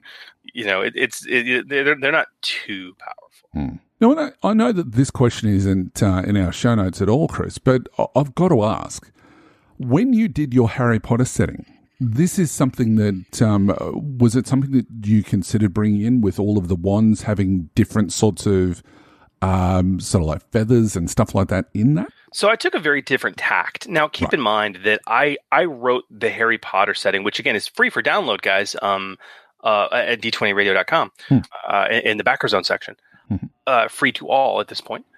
I wrote that long before Realms of Terranoth had ever come out or was even being beta tested. Right. Okay. So I may have done things a little differently when it comes to what I ended up doing for Harry Potter. But what I did for Harry Potter is okay. Let me let me back up a bit, because Harry Potter is something I take very, very, very seriously. Okay, in Harry Potter, the wand lore is such an important component. Okay. So I didn't bring Harry Potter into show notes at all, and I probably should have, but I guess we can take a step and talk about that. You know, because we talk about, because at this point I want to move the conversation into reskinning implements and creating our own, and that's kind of to a degree what I did. I took a very different stand for wands than standard implements. I really did. The wand in Harry Potter is the most defining piece of character gear. Every witch or wizard in the magical world wields a wand. Everyone. Okay. And although it's possible to weave a spell without a wand, I mean, it's exceptionally difficult. So as such, even magical authorities in the wizarding world of Harry Potter consider wand confiscation or destruction so much of a hindrance to prevent a disgraced witch or wizard from performing magic at all that's acceptable. It's like they take your wand or they break it, you're done. You can't cast. Okay. So as a result, not having a wand, I'm trying to remember, it imposed like some stupid penalty to casting, like 3 or 4 setback dice. Okay. Right. So there is that. Now, when you get into the lore of wand construction, I actually created a spreadsheet. I may even still have it. Holy smokes, I may even still have it. Let me see. Oh yeah, here we go. I got it right here. Wand Woods. There it is. In the lore written of everything in Pottermore, of everything we've seen to date, there are 40 documented wand woods. Wow. Okay. Yep. Chestnut, dogwood, English oak, cypress, vine, spruce, walnut, yew, holly, maple, red oak, rowan, blackthorn, aspen, beech, cherry, ebony, elm, mahogany, acacia, ash, hornbeam, pine, larch, apple, black walnut, fir, laurel, poplar, redwood, alder, cedar, hazel, pear, reed, silver lime, rosewood, willow, and hawthorn. Okay. Wow. And when I was writing this, I literally went through this whole exercise to be like, okay, I recorded the lore for all of them. I recorded famous people who had wands of that type. I recorded what the benefit it typically gave was. Okay. Mm-hmm. So there's the wand woods. That's one aspect of it. The other aspect of it is the wand cores. Yeah. Okay. Mm-hmm. Now, in the lore, again, unicorn hair, mm-hmm. dragon heartstring, and phoenix feather are the big ones from the films. Okay. Mm-hmm. In addition to that, we know from the books and Pottermore and other things, bone, coral, dittany stalk, kneazle whisker, rougarou hair, kelpie hair, snallygaster heartstring, thestral tail feather, troll whisker, wampus cat hair, white river monster spine, basilisk horn, horned serpent horn, jackalope antler, thunderbird tail feather, vela hair. Okay, these are all, again, cores that have this magical effect. Right. So the reason I'm saying all this is because ultimately what I did in the Harry Potter setting is I said, look,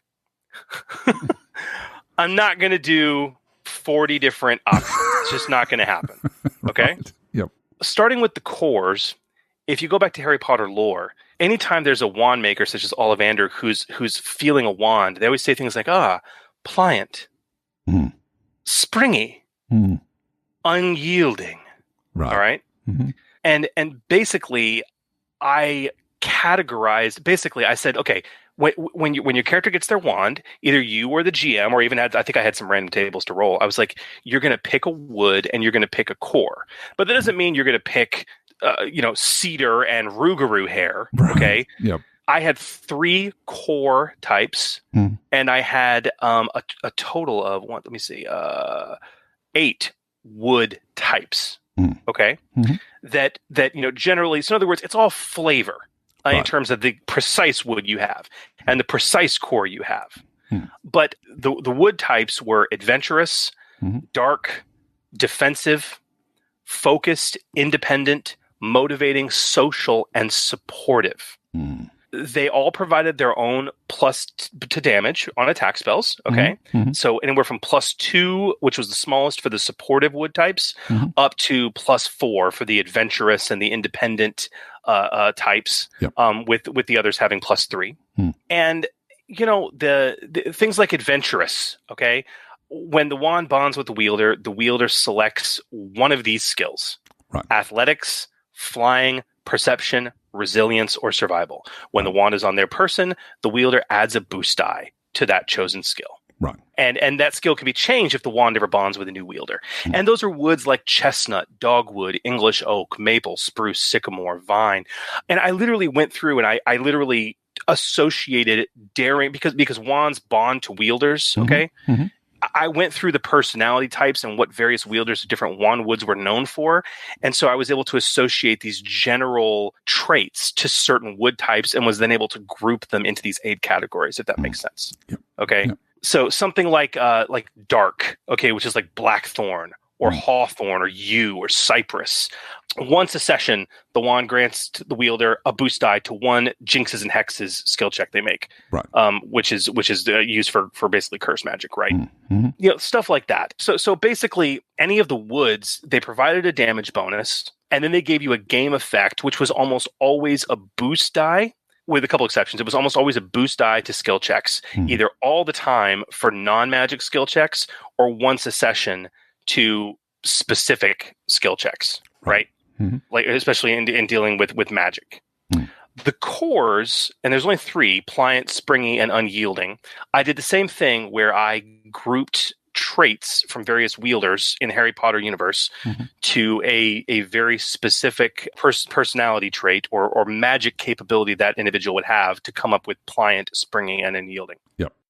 as far as the big three of unicorn hair, dragon heartstring, and phoenix feather, unicorn hair is pliant, dragon heartstring is springy, and phoenix feather, which is Harry Potter's wand, is unyielding. Okay. Right. Yep. And each of those also offered game effects. So they all provided, depending on which of the three you chose, they all provided a once per session effect that had to do with modifying symbols on a roll. Right. I thought this was interesting. So for pliant, once a session, the wielder could remove 2 threat from the result of a single magic skill check they'd made. Right. Because pliant cores are noted to be very reliable, very forgiving. Okay, to the wielder. Okay, so that made perfect sense. For the springy cores, dragon heartstring, kelpie hair, snallygaster, thestral, a few others. Once a session, the wielder can turn 2 failures into 2 threat on the result of a single magic check they've made. Right. So springy cores are known to be very powerful, but sometimes dangerously so in inexperienced hands, and they're often noted to be accident prone. It's worth noting that Ron Weasley had a springy core in his wand. Right. Okay. So the idea is that, it's very powerful, but you make really crappy crap happen when things go wrong easily. The idea of turning 2 failures into 2 threat represents, it's powerful, but risky. Right. And then the last one was unyielding. Once a session, the wielder can turn 2 successes into 2 advantage on the results of a single magic skill check they've made. Unyielding are said to be temperamental and very unforgiving, but they're known for their extremely strong versatility, which is the big thing of the unyielding core. Probably due to they're rare due to their extreme selectivity in wielders. So how do you represent versatility? You can turn successes into advantages. Right. So if it's one of those things where I've blown away successes and I don't need the 5 or 6 successes I've rolled, but God, I'd just like to get off an extra effect. Yep. That was what that represented.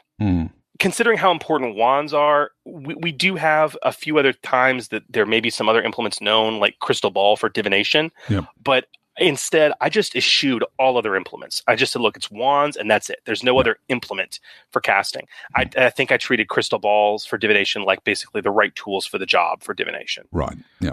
But that's the tact I took. I mean, it goes a lot heavier than that. I mean, ultimately, it's roughly a little over 2.5 pages of rules on that for wands. And I would encourage you all to go take a look at it. It was a lot of fun to write, and in play, it worked exceptionally well. Yeah, and that's one thing that you've done with Harry Potter is there's been a lot of play testing. If you do go and take a look at that, and as Chris said, I would highly recommend that you do. It can give you some ideas for, additional effects that you might want to create and throw in there if you are looking at creating implement materials for your game as well. So glad we got the opportunity to go through that, because I think it's a remarkable achievement what you did with Harry Potter, and it is free, totally. Go and download that. But there's lots of really cool ideas that you can apply to this process of reskinning implements as well. So, and there's a lot of things that I wish I had done differently now. Right. Because I started writing this before Genesys was released. Right. Okay. And so like I included rules on here for potion crafting with alchemy, which I think are fine, but I think Terranoff does it better. Right. So in terms of the little nuances, but yeah, like any other resource, you guys are welcome to take a look at it and take what you want and what you need. Absolutely. Anyway, sorry about taking that detour there, but I know you bastard! I had to talk about Harry Potter for 5 minutes. What the heck? But I think it's important that people go and check that out just for ideas, if nothing else. Also, it's amazing. So look, let's talk about the reskinning implements and creating your own. Yes, let's get into post-apocalyptic mutations. Yeah. Because now that we understand all of this and we understand how implements work, I want to talk about reskinning them. And like we've done, we're going to, guys, frame this in the light of the post-apocalyptic mutation system that we have been fleshing out for the past few episodes on Magic. This is really the last step when it comes to a reskin. So let's review our 7-step process that we've been following over the last few Magic episodes. Let's recap at a very high level the first 6 steps that we've done in the last 3 episodes. Yep, absolutely. And if you want the full version, go back and listen to those episodes that we mentioned before. So our first step is rough out your concept. Now, we defined mutations and what they were conceptually, so from a very high level. Step 2, we define your skills. We decided on 3 skills in this sense. We decided on psionics, which is going to be a presence-based skill, and it's used for psionic powers. Metabolics, which is a willpower-based skill used for bodily mutations that enhance what the body already does naturally. And our last one, we decided on aberrantics, which uses the cunning attribute, and it's used for physical mutations that provide entirely new non-natural capabilities. In other words, the weird and the wonderful. Exactly. Step 3 was to define, not detail, but define our spells and our talents. Take the rough out concept and the general idea from our skills and from those key effects. We settled on the concrete effects we wanted represented in spells, which we rechristened as powers, and in talents. We knew what was going to be done in powers. We knew what was going to be done in talents. And then that led us to step 4, which we devoted a whole episode to. This was detailing out, in this case, the spells, or in our case, powers. We went hardcore, again, for a full episode. We fully designed and fully fleshed out the base effects, both for narrative and structured encounters of the powers, and the additional effect tables for each one. And we settled on 6 powers that could be implemented. And ultimately, 3 powers that could be accessed by 1 mutation skill. So we had block, usable by metabolics and psionics. This is a defensive power, very similar to the barrier spell. We had enhance, exclusive to metabolics, a self-buffing power, very similar to the augment spell. Strike, usable by aberrantics and psionics. This is a deal damage to others power, very similar to the attack spell. We had survive, used by aberrantics and metabolics, a brand new power made from whole cloth with aspects of the heal spell that is also about reducing or ignoring dangerous environmental conditions. We had the telekinesis power exclusive to psionics. And this was a fully, again, brand new power, reskinned actually from the brand new telekinesis spell we created in episode 8. And then lastly, we had the weird power, which is exclusive to aberrantics, and it's a generalist power similar to the utility spell. That's kind of what we went for. Then we went on to step 5, which is detail out the talents, which we did, creating a series of talents in our last episode to deal with magic. And they were extensive, but a lot of fun that we had playing around with some of the existing spells that we see in Terranoth, as well as the core rules, and it worked really well. Exactly. And then for step 6, we have the step of determining your penalties and your threat/despair results. Now, also, we covered that in our last Magic episode, where we finalized that critical step of determining what awful things threat and despair would do for mutation powers. As the core rules, it has its own table, and it doesn't deal with what you do with advantages and triumphs. That's something that it uses from the normal advantages and triumph table. But because magic is so different and unique, and there has to be a balancing mechanism, they have their own table dealing specifically with threat and despair. And that's why we did that as well. And this all brings us to the final step. Step 7, define and detail your implements. So we understand now how implements work and how they should work. So we can now tackle this task of reskinning them. But honestly, there's a couple questions for this final step that you should ask yourself first. And the first question is, how does your power source from your magic reskin, defined in step 1, work with implements?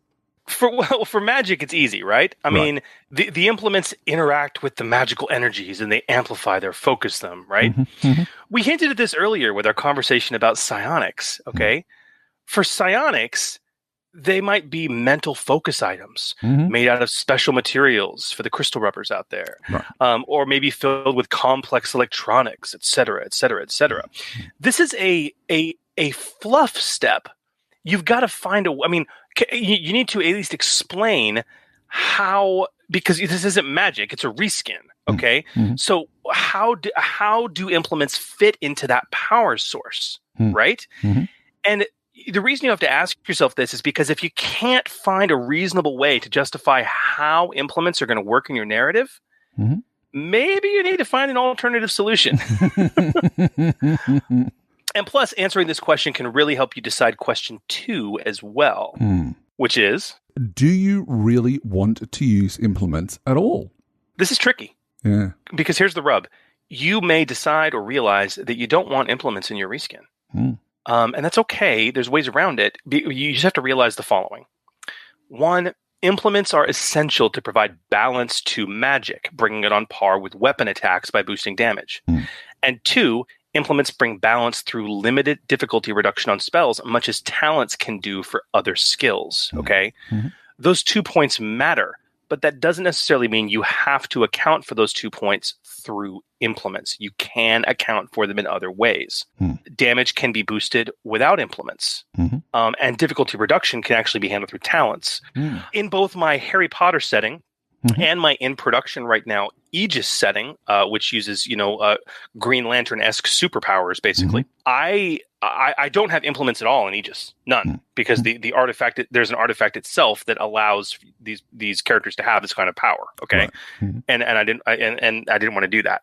In Harry Potter, there is no history of wand lore that allowed me to justify the reduction of difficulty. Okay. So instead, I introduced a whole slew of talents that allowed for that. And I also introduced some talents in Aegis. Okay. As far as now the thing is, though, wands in Harry Potter did boost damage. Now in Aegis, because I don't have implements, in order to boost damage, I just increase the natural damage of my equivalent of the attack spell in Aegis. Okay. Instead of it being the characteristic, which like for Arcana would be intellect, in base damage plus uncanceled successes, I actually simply said it's the base skill or the base characteristic for the skill you're using plus your ranks in the skill. Which means that at very high play, that got to like an extra +4 or +5, but at very high level play, that's acceptable. And gosh, it really worked well. I was worried about it, but playtesting really bore it out. So it is possible to overcome those 2 points of bringing attack spell damage on par and providing the ability to have limited difficulty reduction on spells. You can do that without implements. You just got to do it through talents or just creative writing of your reskin. And it's possible. I did it. I've done it twice now. So you don't have to use implements. Look, one thing that I remember us getting a question about a little while ago, it may have even been on Dice Pool, but the person was asking about how they could make magic a little bit different when it came to the seasons. So their world was sort of obviously, moving a lot faster, and that every so many sessions the season would change, whether that was for a magical reason or whatever, I don't know. But everything had kind of adapted to that in that world. So your environment can also have those sorts of things as well. It's not just a case that it has to be something that the characters possess. It can also be areas that, even Star Wars does it to a certain extent with Virgins, that everything is very, very focused for a specific reason. So if you're doing a Star Wars equivalent of using Genesys, that you could, which I would not recommend, by the way, but if you do and you wanted to have that is another way of doing things as well. Okay, so we teased this earlier on episodes past, but we're going to have a new segment in future episodes where we're actually going to bring on DM Eric from the Eberron Renewed podcast, because for listeners of Eberron Renewed, they just started their second campaign in Eberron in Genesys. All right. And Eric is going to be coming on to talk to us about his conversion process in a regular segment, which I'm terribly excited about. But one of the things he and I discussed was Eberron has this concept of manifest zones. You familiar with this? I am. So for listeners who are not aware, in D&D cosmology and in Eberron cosmology, there's different planes of existence. There's the plane of fire, the plane of ice, all that stuff. And in Eberron, there's places where those planes, either permanently or temporarily at certain points in time, brush up against the material plane. Right. This is when nasties can come through, but it also means that magics that key to that particular plane of existence are strongly benefited when you cast in that plane, in that manifest zone, and magics that are antithetical to that plane of existence are strongly hindered. Okay. Right. Mm-hmm. And, Eric had some really creative ways that he's going to deal with this that I know we talked about, depending on how strong that manifest connection is. Yep. Boost and setback dice are the primary way from circumstantial benefits and hindrances, basically. There may also be some dice symbol modification that occurs as well.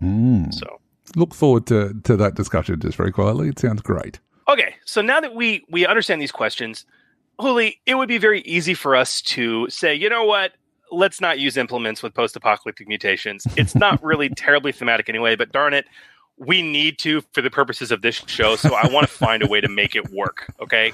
Yep. So let's answer these two questions for post-apocalyptic mutations. Sure. Dude, okay, brainstorm with me. How can implements fit in? Question one, how can implements fit into our power source of mutations? Well, a few things come to mind, and I think we talked about them before, and you just mentioned them then. The first one is like technological. So, if you've got sort of a junk punk post-apocalyptic mad scientist developed gene boosting tech, for example, or something like that, as I mentioned before, with you want to enhance your telekinesis, you'd be putting on some sort of a telekinetic hat or some sort of a helmet or something that boosts those abilities. That's one. That's one option. Okay. Yeah. Okay. The other option that I'm considering is, let's look at radiation. So, the radiological effect. It could be a key factor in the development of mutations, and we've kind of talked about that as well. In fact, we've highlighted radiation in a couple of our powers, didn't we? Yeah, absolutely we did. And, maybe there's some implements that are like crystallized radiation. I really like this idea. Like they almost function like rune stones, like almost serving as like I don't know, like chunks of rock or crystal that are just humming with stored radiation in their crystalline structures that would let a mutant, focus their abilities, amplify them. And we were talking about Eberron too. It's almost like dragon shards. Yeah. These chunks of crystallized radiation could even serve as some kind of like new power source in the post-apocalyptic world. Speaking of mad science. I know that when we did Knight's Edge, we also had, I think it was the lightning energy, which was stored. And that was, I think it was called ether or something like that. So things like that, I think. But if it was more sort of radiation, that, it's generated these crystals with bizarre enhancive mutagenic qualities. Okay, no, my brain's totally going. I actually think we found a wonderful way to fit the power source of mutations into our implements. Let's talk about the second question about whether we want to use them. Now, I know we said from a meta standpoint we do because we want to illustrate it for our listeners, but let's talk about those two key points in terms of attack, spell damage, and difficulty reduction. Yeah. So, look, when it comes to handling the attack spell, in our case, the strike power, damage increases. Now, we kept damage as it was for magic. Right. No problems there. But if we decided not to use implements, we'd need to revisit and maybe update that core effect for strike. And this is something that we talked about as well, that we go backwards and forwards between some of these steps because things change as we're developing things. What's your thoughts, though? Well, yeah, I don't really want to do that. I think it's well balanced. So that leads me to believe that I think we really, mechanically speaking, should use implements. And when it comes to the second part of this question, which is difficulty reductions that implements can provide, I mean, just taking a quick look at the talents we defined in our last episode, we didn't create any talents in the way of that. No. So if we decided, again, not to use implements, we would need to create some more talents that could allow for difficulty reductions. Yeah. Okay, so Huli, considering that, and then the cool narrative that we just came up with earlier, I think we should definitely offer implements. Yep. And instead of implements, I think we should call them mutation amplifiers. Nice. I like that. That's cool. That's very, very cool. I can see them sort of being shortened to amps. Amps. I love it. I love it. Mutation amps. Yeah. Okay. That's. I'm enshrining that in the show notes right now. Okay. So mutation amps. We just call them amps. Yeah. Okay. I just love it. Okay. So at a high level, I think we'd be best served with a more generalist approach here. When it comes to creating amps. Our implements, mutations in our narrative are so radically different and they're narratively unusual. I think the same should be true of our implements. Yeah. This means that, based on the lessons learned previously from examining the existing implements, we should have one or two highly generic, customizable implements, which could see a dozen versions of itself, like the wand. Yeah. Okay. Yep. And considering you know that beautiful symmetry we came up with the skills and the powers? Yes. Where, I like that theme. So I'd like to maybe have one or two, like I want to have one specific, much more powerful implement that targets a specific power. Right. Okay. So like an implement, an amp that is used specifically for a specific power and does something very cool.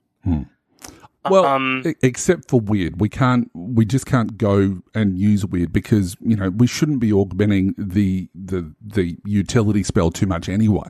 Yeah, you got a point. So yeah. Okay, that's fine. So one generic, customizable, cheap and easy. Implement, one amp, and then 5 more highly specific amps. Right. For the 5 non-weird powers. So six implements we need to create. This sounds cool. And additionally, I love the idea because it's so fitting with our theme that the specific power-focused, stronger implements have a cost, quote unquote, associated with them.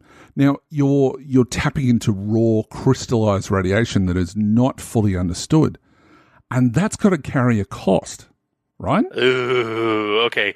You're smacking of the magic ring, basically. Okay. Let's see how we can work that in. Okay, Huli, you wanna shut the show down for a minute? Go do some writing with me, and we'll come back on and tell everyone what we came up with. All right, sounds good.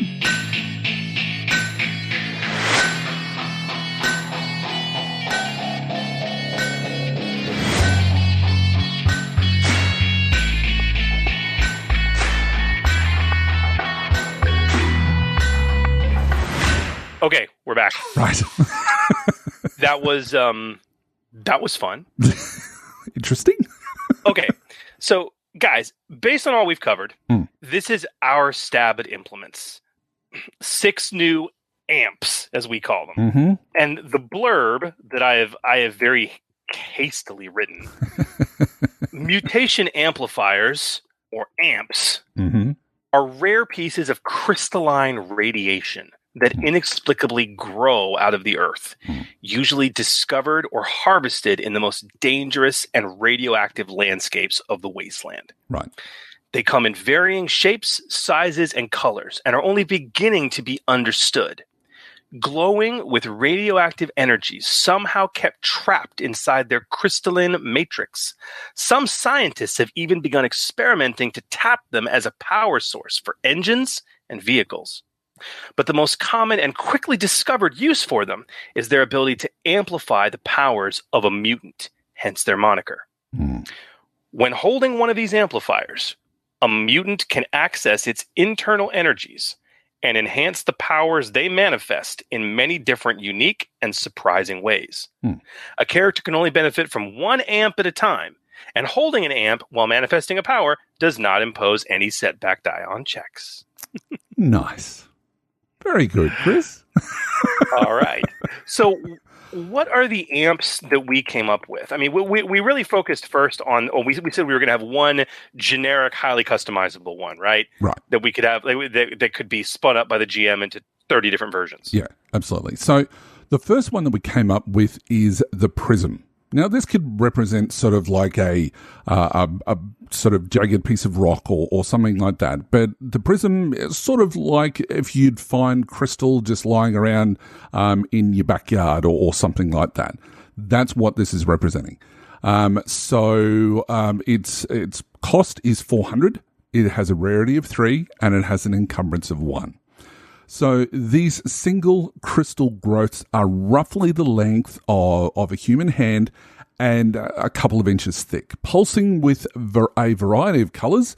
Experienced wasteland scavengers can usually tell at a glance what kind of mutation they amplify. Prisms augment a mutant's ability to manifest powers in a very specific way.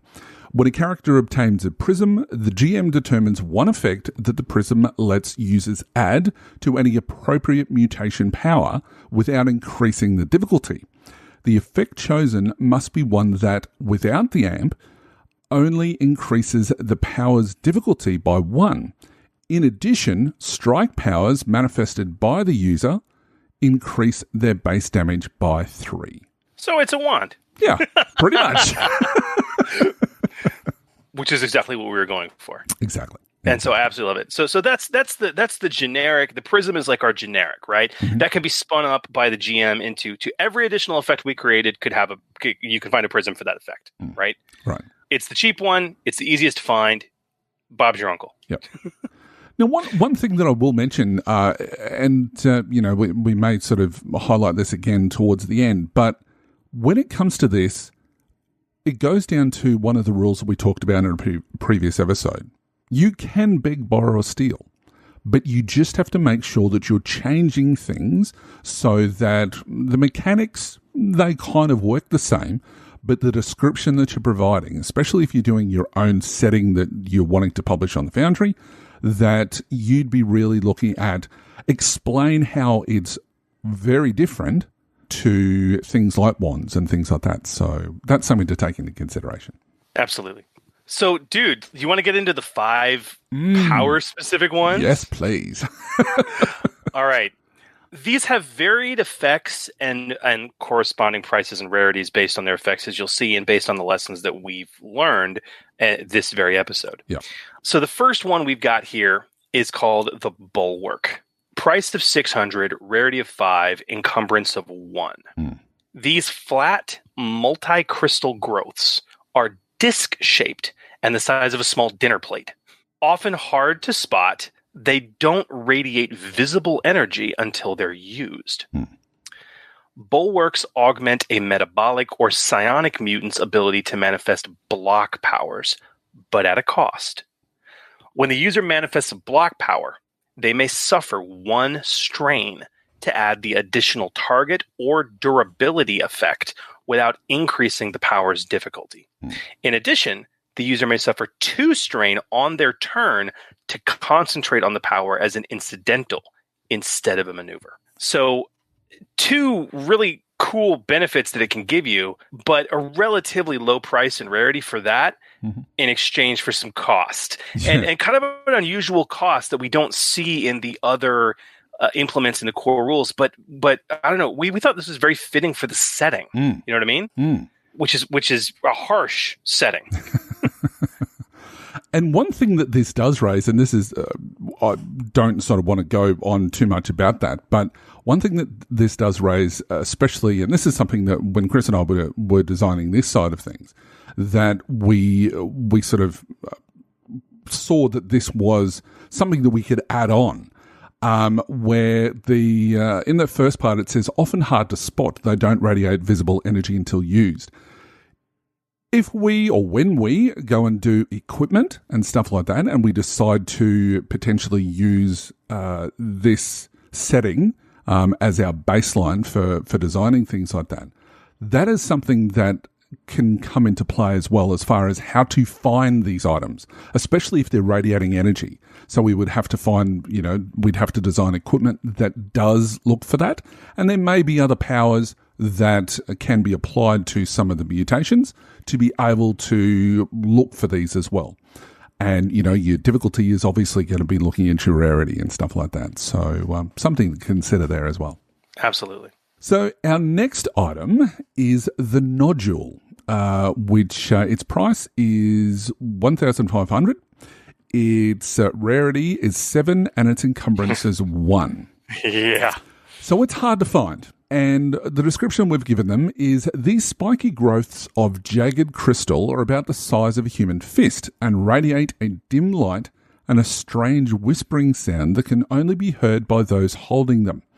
Using a nodule requires the character to jab it into their skin to provide direct blood flow to the amp. Nodules augment a metabolic mutant's ability to manifest enhanced powers. When the user manifests an enhanced power, they may suffer 2 wounds to add an effect of their choice to the power that would, without the amplifier, only increase the power's difficulty by 1. The check difficulty is not increased by adding this effect. In addition, the user may add a total of up to 3 such effects to the power without increasing the power's difficulty, but must suffer 2 wounds for each effect added in this way. Yeah.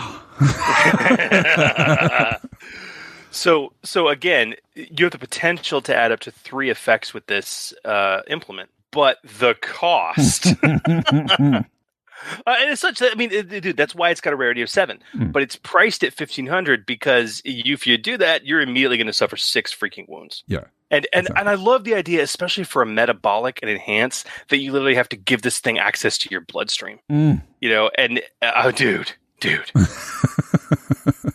Because one of the things that I raised during this is that it could be, we could go along with a similar theme to what we said in Bulwark, as far as costing, 4 strain. And as Chris pointed out, that the table, when we start looking at threats and despairs, talks about using blood, using wounds instead of strain. So, and going along with the description of shoving it into yourself, just adds that sort of, it's a direct wound. It's not just strain. So, that worked really, really well. It's powerful, but there is a cost. So yes, we do have, the regenerative powers that you can manifest, but I love that nodule. I thought it was great. Okay, so this leads us, we're halfway through. This leads us to the next amp we created, our mutation implements. Yep. It is the weirdest one, the most expensive, and the most rare. It's the pellet. The pellet has a price of 8,000 and a rarity of 8. Encumbrance 0. Incredibly rare. These tiny crystals, the size of a human thumb, possess strange magnetic and attractive properties that defy gravity. When used by a psionic mutant, they hover in a slow circle a few inches above the character's head. Yes. Pellets augment a psionic mutant's ability to manifest telekinesis powers, expanding their effectiveness at the risk of overloading the user's mind. When the user manifests the telekinesis power, they may add the first additional target effect without increasing the power's difficulty. However, if a despair is rolled on the check, 2 setback dice are immediately rolled and their results are added to the dice pool. In addition, strike powers manifested by the user with the psionic skill increase their base damage by +3. So this offers 2 effects, but with an interesting kind of I don't know. I was inspired by the from Terranoth, the one implement that had, if you rolled it, or the material in Terranoth, that if you rolled a triumph, you could add you could add a boost die and taking the inverse of that. And I thought 2 setback would just be wonderfully devastating. And there has to be some influence from lodestones as well from D&D, where you throw those. The ion stones. Ion stone, that's it. Yeah, and especially for psionic characters. Definitely inspiration for this. Definitely. The only thing that we didn't mention in there that is probably worth actually putting in, and we'll put it in the show notes, is that if a despair is rolled on the check, 2 setback die are immediately rolled, and the results are added to the dice pool. There probably should be something in there as well about that the results of the despair also also occur. Yes. Yes. We definitely do need to add that in. Absolutely. Absolutely. So our second last one is the rondure. That's how we pronounced it, wasn't it, Chris? The rondure? Yep. Based on dictionary.com, that is how it is pronounced. There's only so many synonyms for the word sphere, basically. So yeah, so its price is 1,000, its rarity is 6, and its encumbrance is 1. Now, these perfectly spherical and smooth crystalline growths are usually 8 to 10 inches long and have a tight cluster of energetic lights at their cores that shed illumination. They are prized by wasteland wanderers for their beauty and utility. Rondures not only augment an aberrant or metabolic mutant's abilities to manifest survive powers, they shed a dim light that provides shadowy illumination out to short range. When a character obtains a rondure, the GM determines 2 effects that the rondure lets users add to a survive power without increasing the difficulty. The effects chosen must be ones that, without the amp, only increases the power's difficulty by 1 each. Additionally, when the user manifests a survive power, the number of wounds they heal increases by 2. So with this one, it actually provides 3 effects, right? Mm-hmm. It's got that numeric increase for the wounds, and then 2, +1 difficulty effects. That's. I mean, we increased the price to 1,000 and bumped the rarity. Even then, that's a lot for 1,000 cost. Yeah.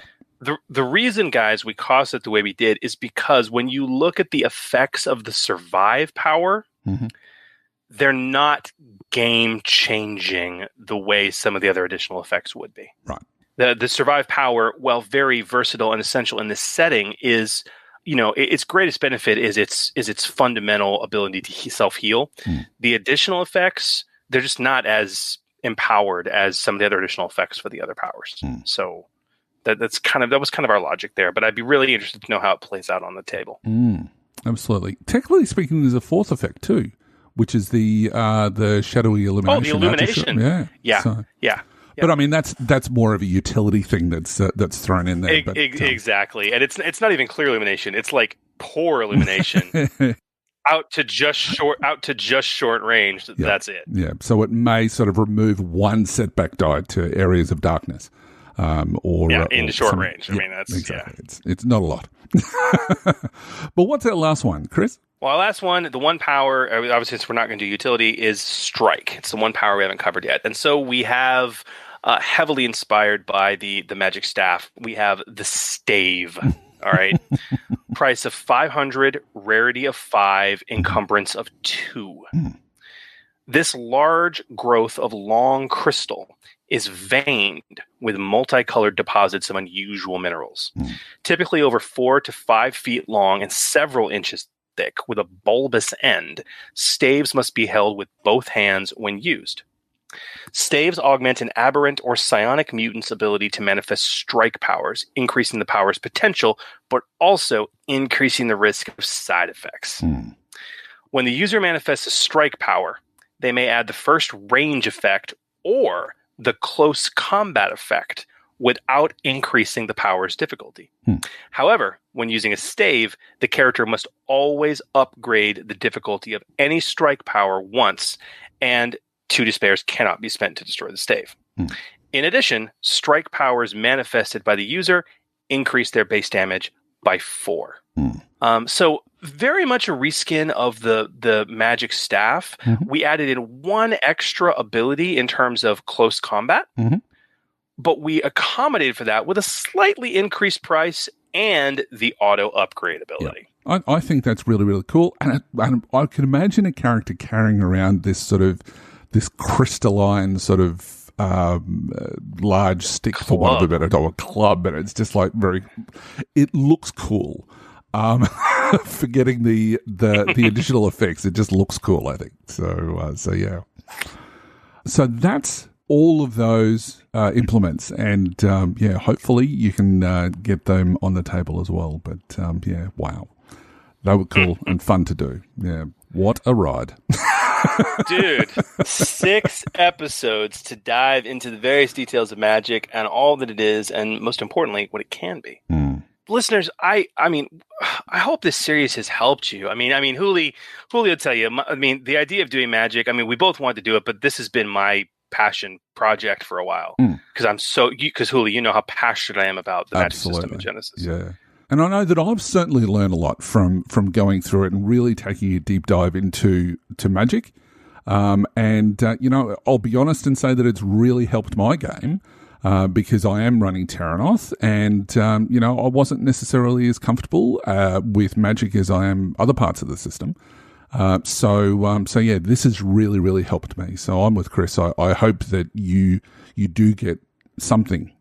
Even if it's only small, because you had your head around Magic. But as long as you've got something out of it, it's great. For those people who are new to Genesys, that this is a great starting point for understanding the system. And then if you are developing your own system, whether it be just for a home game or for release to the Foundry, this will give you some solid ground to stand on when you're doing that. So yeah. And Huli, you already mentioned that you'd already consolidated a lot of the work that we've done into graphical textual format on our website. And obviously with this final step in our implements, I know you're going to be consolidating all of that, if you've not done so already, into a new document where everything we've talked about for a dozen hours now, you guys can read those end results. Yep. And where can they find that? So they can find that by going to the Forge podcast website, which is forgegenesys.com. And so we'll still be doing the show notes as normal for that episode, but we will also be making available as its own download an amalgamation of all of the rules that we've put together for Magic, and so that you can have that for free, available to everyone who wants to go to the website to start developing your own content. Again, whether it be for your home game, or for the Foundry, or just for getting, something handy that you can start looking through for tips and tricks on what to do with your game. Dude, so we have a special guest in the wings, do we not? We do. Speaking of everything that's post-apocalyptic, we're about to talk to Jerrad Matthew about his fantastic new supplement, which, as of this recording, has gone silver, which is in just 2 weeks. So, that's absolutely amazing, and it's a fantastic supplement, and I'm really looking forward to that conversation. So, Chris, what do you reckon we talk to him in Breaking the Mould? Breaking the Mould.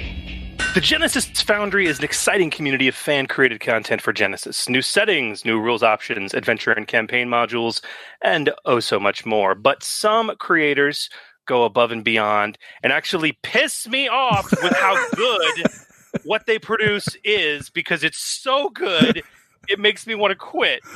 And that's wonderful. They truly subvert our and my expectations and ultimately break the mold with the work they do. Our Breaking the Mold segment, this segment is dedicated to showcasing an exciting offering available right now in the Genesys Foundry as we separate the pure alloy from the slag and point you to the best content that is there to be had.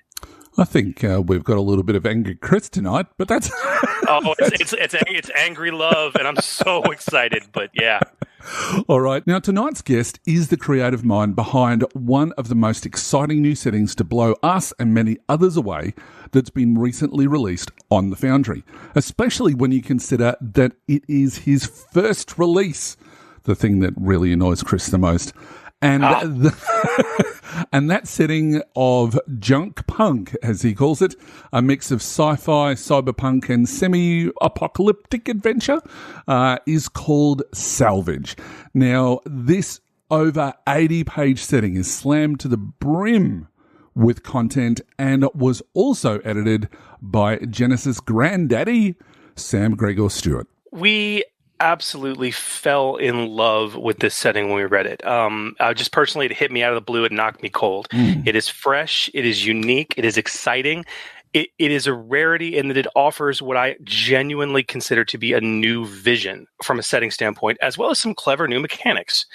So we are beyond excited to talk about it with its creator. Joining us here tonight for the very first time to talk about Salvage, Jerrad Matthew. Jerrad, welcome to the show, man. Hi, guys.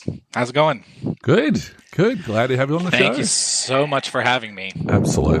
Thrilled to have you. Thrilled to have you, man. I've been pissed off since I read your setting. I'm glad I could help. No, it's we'll talk about it because it's truly. You did great, man. but listen, obviously, before we get into that, our listeners are kind of hearing you for the first time, and before we dive in and talk about Salvage, we'd really like to get to know you a bit better. So maybe you could tell us a little bit about yourself and your gaming career. Yeah, I mean, my gaming started with board games. I've been board gaming for as long as I can remember, since I was young, middle school maybe is when I picked up Settlers of Catan or something for the first time.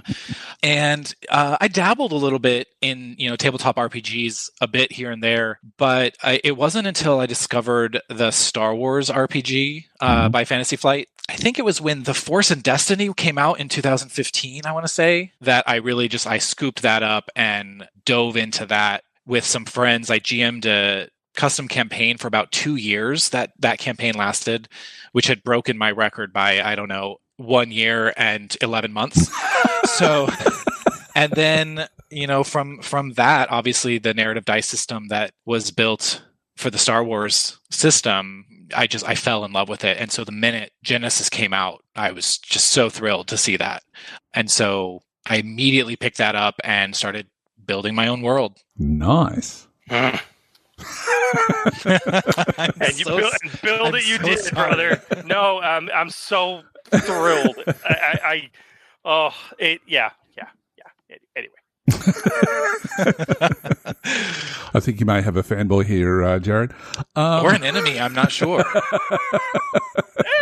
not both?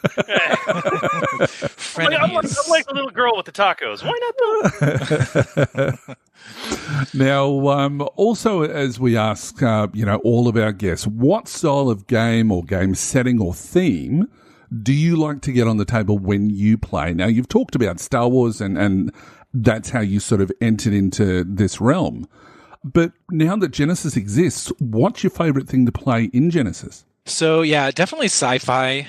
Anything sci-fi is my favorite. I lean way, way, way more towards sci-fi than fantasy. I've never really felt a connection to fantasy worlds. No offense to any fantasy lovers out there, of course, but I've definitely leaned more sci-fi. And so, Star Wars was something that I played a lot before Genesys came out. And then since Genesys has come out, honestly, the only thing that's gotten to my table is Salvage. And that is mostly because I'm the only person in my friend group who wants to GM. And so they get stuck playing my setting, but they seem to enjoy it. So, well, okay. And I can see why, but talk to us about Salvage. Let's get into that. Give us the pitch, man. Salvage is currently the #1 hottest title on the Genesys Foundry. Congratulations, by the way. Thank you. So tell us about the setting. How would you describe it to someone looking to purchase it? What makes Salvage different from other settings, and what content can players expect to find in it?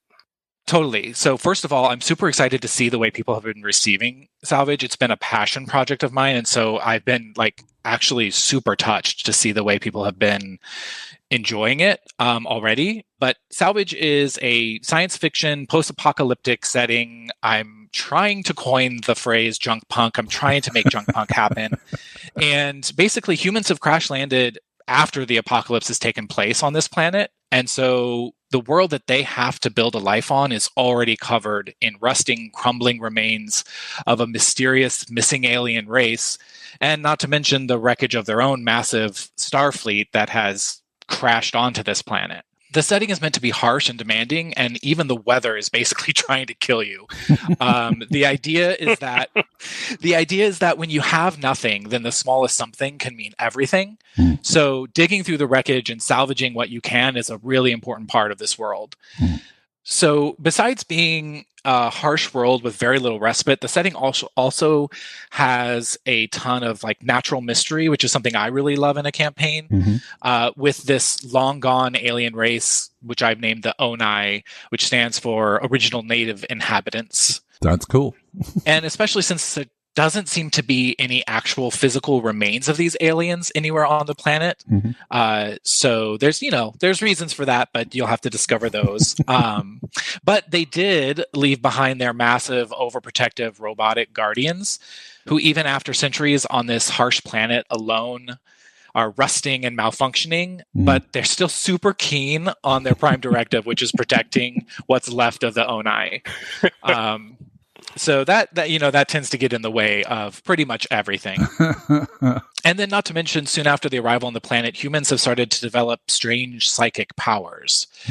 So content-wise, the book has what I would consider a pretty extensive narrative setting. It includes 4 new archetypes, 16 new careers, including 10 regular careers and 6 psychic-focused careers. Also 50 new talents, new rules for psychic powers, new rules for salvaging scrap and tech and using it to modify weapons and gear, and even sometimes modifying yourself, your own body, right? As well as weapons, gear, chemicals, vehicles, adversaries, and locations. So I tried to pack in as much as I could into these 80 pages. You're not wrong, that's for sure. I know that I ran a Star Wars campaign for a while, which was called Junkyard Heroes, and I really wish that I'd had this supplement then. That would have been absolutely fantastic. And I know that a lot of people ask for cybernetics and things like that. Right. So in Salvage, they're called mechatronics. Right. Okay. Very, very cool. Now, creating a new setting from whole cloth, it must be an absolutely daunting exercise. Having done it, I can confirm it certainly is. But what can you tell us about the development and design of the Salvage setting? How was it born? What did the development process look like? And why did you choose this as your first offering on the Foundry? Sure. So as of right now, it's really my only offering. So that's why it's my first. It's been a project I've been working on for about 2 years, to be honest. This idea started with a character in one of my Star Wars campaigns that I was running. Right. So I had this rakish, charismatic scavenger named Salvage, and my players encountered him on a desolate, junk-covered world. And they were kind of so enamored by him, and this moment in our entire 2-year campaign stood out to me. And so I decided to ask myself, what would an entire setting built around the word salvage look like? And that's when the gears, if you will, no pun intended here, started to turn. So one of my strengths personally is narrative and kind of ideas. And so the ideas came naturally. It was all of the mechanics that, really took the work for me personally. Right. And so I actually released a version of this to the public back in 2018, I want to say. I put this up for free on the forums. This was before the Foundry existed. And so I created it for my players, but then I decided, I might as well put it out there. And so I put version 1 out, but then from 2018 to now, I have been working basically as soon as the Foundry came out. I started working really hard on just perfecting it and adding to it. My process actually kind of got in my own way. I'm a super visual person. Right. So I actually built the layout kind of first, right. Which is not the way you're supposed to do this kind of thing at all. So it made everything about 10 times more difficult, but it also kept me really excited and engaged. And I've been working on this for about 2 years altogether. I've done some custom campaigns and I wrote a lot of that content for myself, but this is the first setting that I've created. So I did the layout art and I started creating some of the weapons and the gear. But I also knew that I was going to need some real art for this, and that was really important to me. I wanted to make sure that that element really stood out. And so I contracted to amazing artists, Alwyn Talbot, who is responsible for the cover art and all the full color art, like the scenes and the characters and everything like that. Yeah. And then Daniel Johnson, who did all the line art that's in the book. And these two were so awesome to work with. And honestly, I can't even imagine the art's incredible. It's incredible. Thank you so much. Yeah, these guys really killed it. I can't thank them enough for the work they did. And actually, Alwyn, who did the cover art and all the full color art, so he actually had lent me a piece of art for the original cover of that free document that I had published or had released to the public back before the Foundry, that first version of Salvage. He had given me a piece of art to use for free, and I remembered that. I had seen a piece of his art and I was just like, oh my gosh, this totally is Salvage. And he had let me use it for free. And I knew when I was going to go back and make the second document, I'm like, I'm going to hire this guy because he really helped me out with that first one. So no, I mean, and look, all the art's fantastic and it really gives a sense of the setting. But I will say, when I got towards the end, and I mean, you got incredible pieces like the one you have for Astral Projection. Struck me hard, like really setting it out.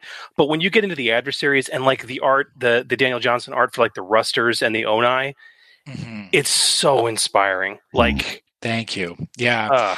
That was a really fun process too, because Daniel Johnson and I, we kind of had an agreement to do, a few pieces, and that was the agreement, right? And then he just got so excited, and then I got more excited, and he just started drawing.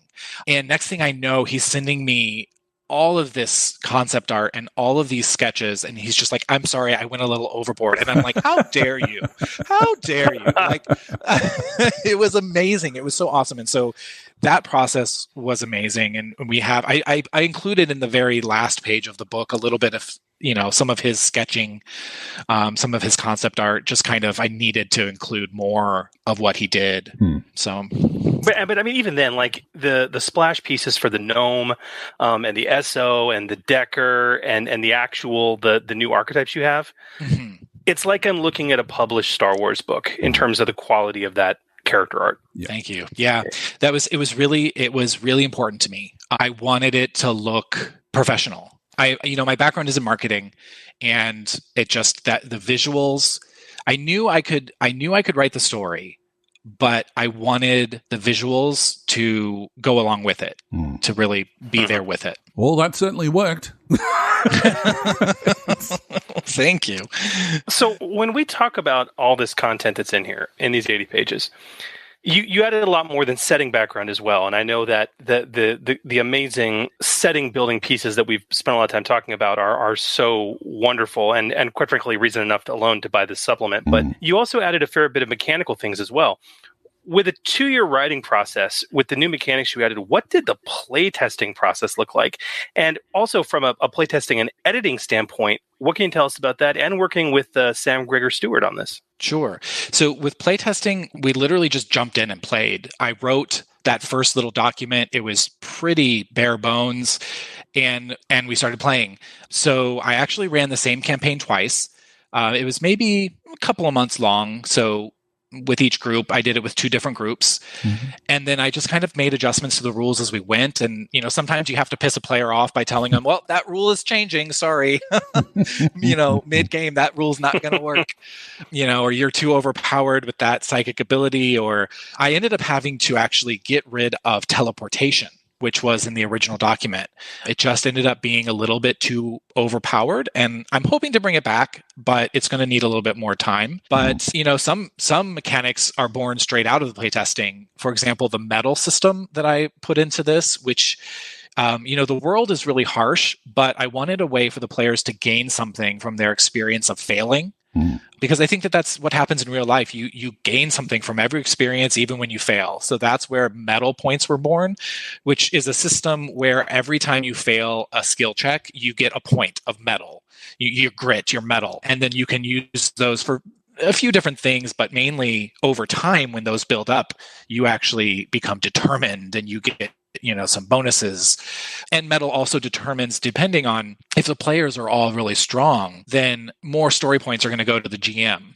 And if the players are really weak, then more story points are going to go to the players at the beginning of the game. So metal points also determine where those story points go. Yeah, I found metal to be an absolutely fascinating mechanic.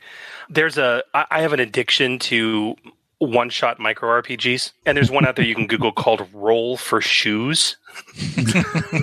And it's a very simple system, but one of the conceits is that the only way to earn XP is by failing skill checks. Love that. That you don't earn XP. You don't advance by success. You advance by failing. So I've been in love with that concept. I've never seen it before anywhere else, and to see it represented here in Genesys made me squee 7 times.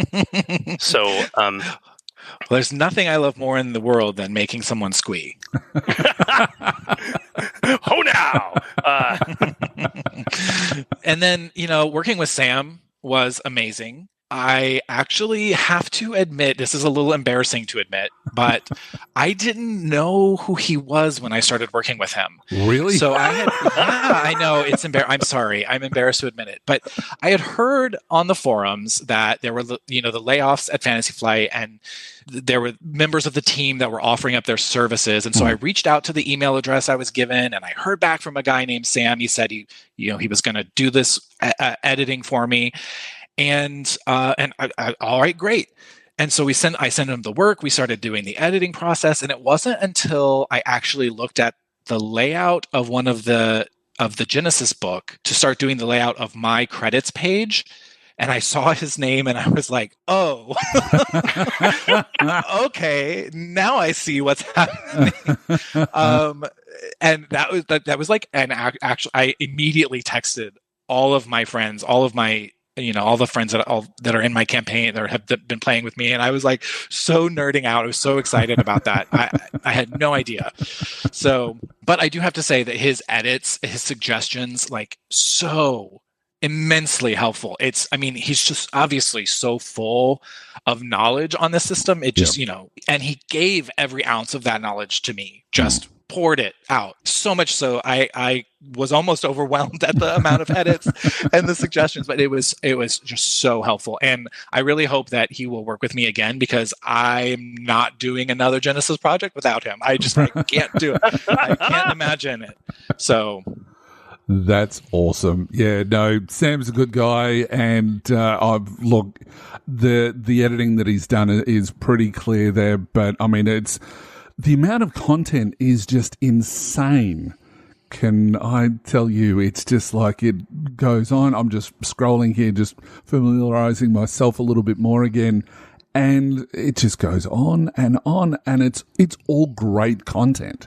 So, I think that it's useful for anybody who plays Genesys, because they can, even if they're not using the setting, which I hope they really do, because it's an amazing setting, but if I hope that people go out, obtain it, and use some of the elements of this setting in their campaigns, because it's well thought out. It's obviously been well edited. So, well done. Thank you. Thank you so much. Now, speaking of little elements inside this, can you give us a glimpse of something exciting or unique in Salvage to really whet our appetite? And perhaps also share with us your favorite thing within the supplement. Sure. So, I guess one of the things that can really whet my appetite is, again, I've mentioned one of the things I love about tabletop role-playing game campaigns is mystery. And so one of my favorite sections is actually what appears after the warning Game Master only page. Don't continue if you don't want spoilers. So, I love to put in a little bit of lore and mystery. And yes, there are suggestions of what has happened and what those answers are, but I also really want game masters to take that and run with it and really add their own flavor to that mystery. And I love the slow reveal of information over time with surprise reveals and surprise twists. That's one of my favorite things to do with my players. If I have them gobsmacked, then I've done my job. And then for me, the story elements, I guess, were the most fun to create. The lore, the background, And even just like this little thing that you might miss if you're not looking, which is this kind of semi-mysterious Captain Probble Locke, who he kind of chimes in periodically throughout the book with quotes or with data or with a little journal page. And it's kind of a hidden gem, and you won't notice it if you're not looking. But that kind of little narrative piece really kind of makes me just happy inside. And you say a little bit of GM information, dude. It's like 8 pages. I actually thought it wasn't enough. I actually had to force myself to stop there because it was time to get this thing out. I really wanted more. So, but no, I love it because you never see this. You never see it from the slow burn mystery of settings like Eberron, where they, for D&D, where they left all these intentional unanswered questions, to even other Foundry titles like Starcana. Okay, which is 200 pages of content, and they still leave so much to the imagination. You took this tact, and I personally love it, where it's like, if you want to know this, and if you want to do this, by the way, here's exactly what happened. Here's exactly who the Onai were. Here's exactly what they look like. Here's what happened to them. Here's where they went. Here's the history of everything that happened. And it was like, yes. Yeah. Well, it was all in my head. I had to write it down. It's good. I love it. It's good. Okay, so last question, because we've been jawing for a while, man. Right. You are the number one hotness on the Foundry right now. You hit Copper in a week. Wow. Okay. What's next? What's next for you and the Foundry, man? Sure. So I've been working on an adventure, obviously set in this Salvage setting. Mm-hmm. The working title will be Under Fire. And I actually put a little tiny snippet of the beginning piece of it at the end of the document, but it's there's going to be so much more. I might release an update with a new snippet. We'll see.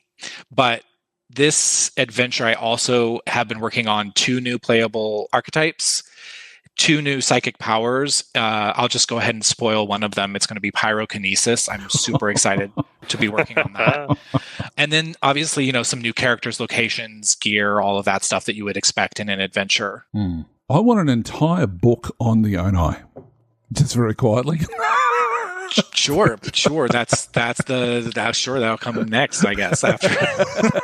Well, and I do very intentionally plan to reveal some of the secrets, or to at least provide the means to reveal some of those secrets in this adventure. Yep. That's going to be one of the, revealing some of that mystery will be written into this adventure. Yeah, that's absolutely awesome. Fantastic.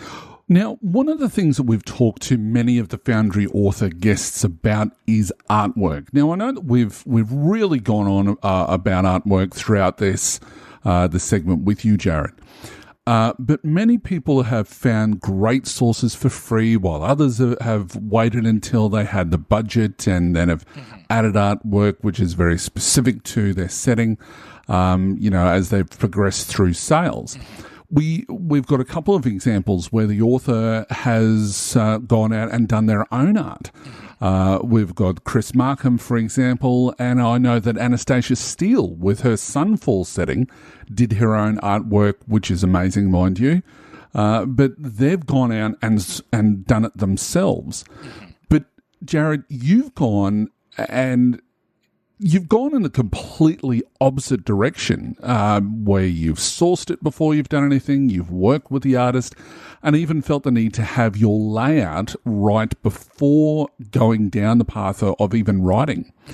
So, as you said before, you're really kind of doing things in a reverse order than to what most people are probably used to. You even said during this very interview that you may not go that way again. Now, I know we've harped on about this during the interview when it comes to the artwork and about how artwork can be fantastic, and there's certainly pros and cons for doing that because you've really got to have some budget to go along with it in the first place. But can I just say this to you and for any other inspiring author who is certainly like our guest, you really just need to do what's right to write. I know that sounds really cliche, But if it works for you and gets your juices flowing and gets you to keep on writing great content, like what Jerrad has done with Salvage, and of course that you can afford it and it doesn't blow your budget and, artwork isn't cheap, then you really just need to do that. Do what's right for you. If you require no distractions and you need to hide yourself away for a week just to write, do that. Do whatever is best for you to make you write great content that everybody can enjoy. So what I'm saying, I guess, is be like Jerrad. Do the thing that helps you, because Jerrad, honestly, the artwork in this book evokes so much of the story, and it's added to with your prose that you've created, which is brilliantly written. And obviously the artist has taken your vision and with your guidance has helped you create what I would consider to be the best work on the Foundry thus far, bar none. Thank you. So honestly, thank you for this great work that you've provided to the community. It's fantastic. Thank you. And secondly, your layout's amazing. So, having been someone who does a lot of layout now, it's very inspirational. Well done. Thank you. Yes, I think that there's some elements of that I'll keep, which is like the background of, using that background while I'm writing is totally doable. But when you have the full thing in layout and then you get all of the edits back from your editor, that is a problem, let me tell you. That is why you always do it in rough format first, in a Word document. Exactly. Exactly. That's what I'm talking about, where I built the whole thing in layout because it was inspiring to me. Yes. But yes, totally. I will probably still use like the cute little background I made, and write on that. But I probably won't do the full layout until I've sent it through the editor this time. Lesson learned. Yeah, absolutely. But no, it's absolutely fantastic, Jerrad. Absolutely fantastic. I love it. It really is. So, guys, if you're listening and you haven't picked up Salvage yet, it is the most impressive thing I've read coming out of the Foundry in a very long time. The literal years of work you put into this, Jerrad, are readily apparent on the page. They're readily apparent in the setting.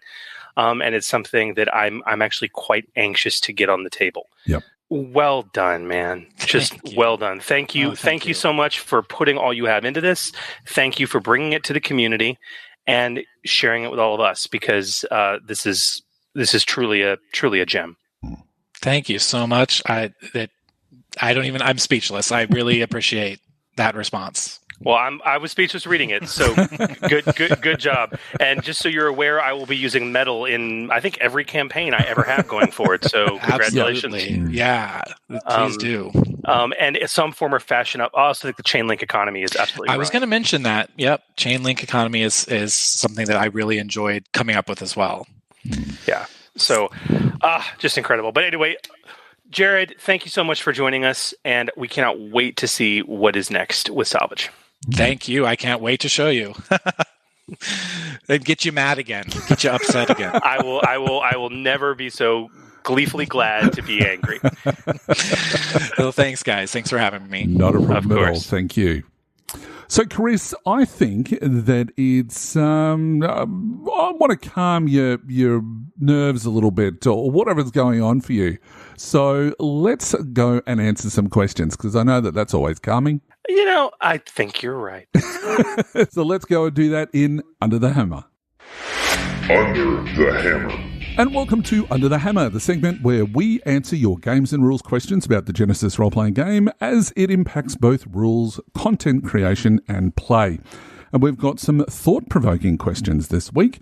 Of course, if you would like to join and get your questions to run to the top of the queue, just visit patreon.com/Forge Genesys and become a Tier 2 supporter today. All right, Chris, there's been a few of them, so let's get stuck in. What's our first one? Oh, of course.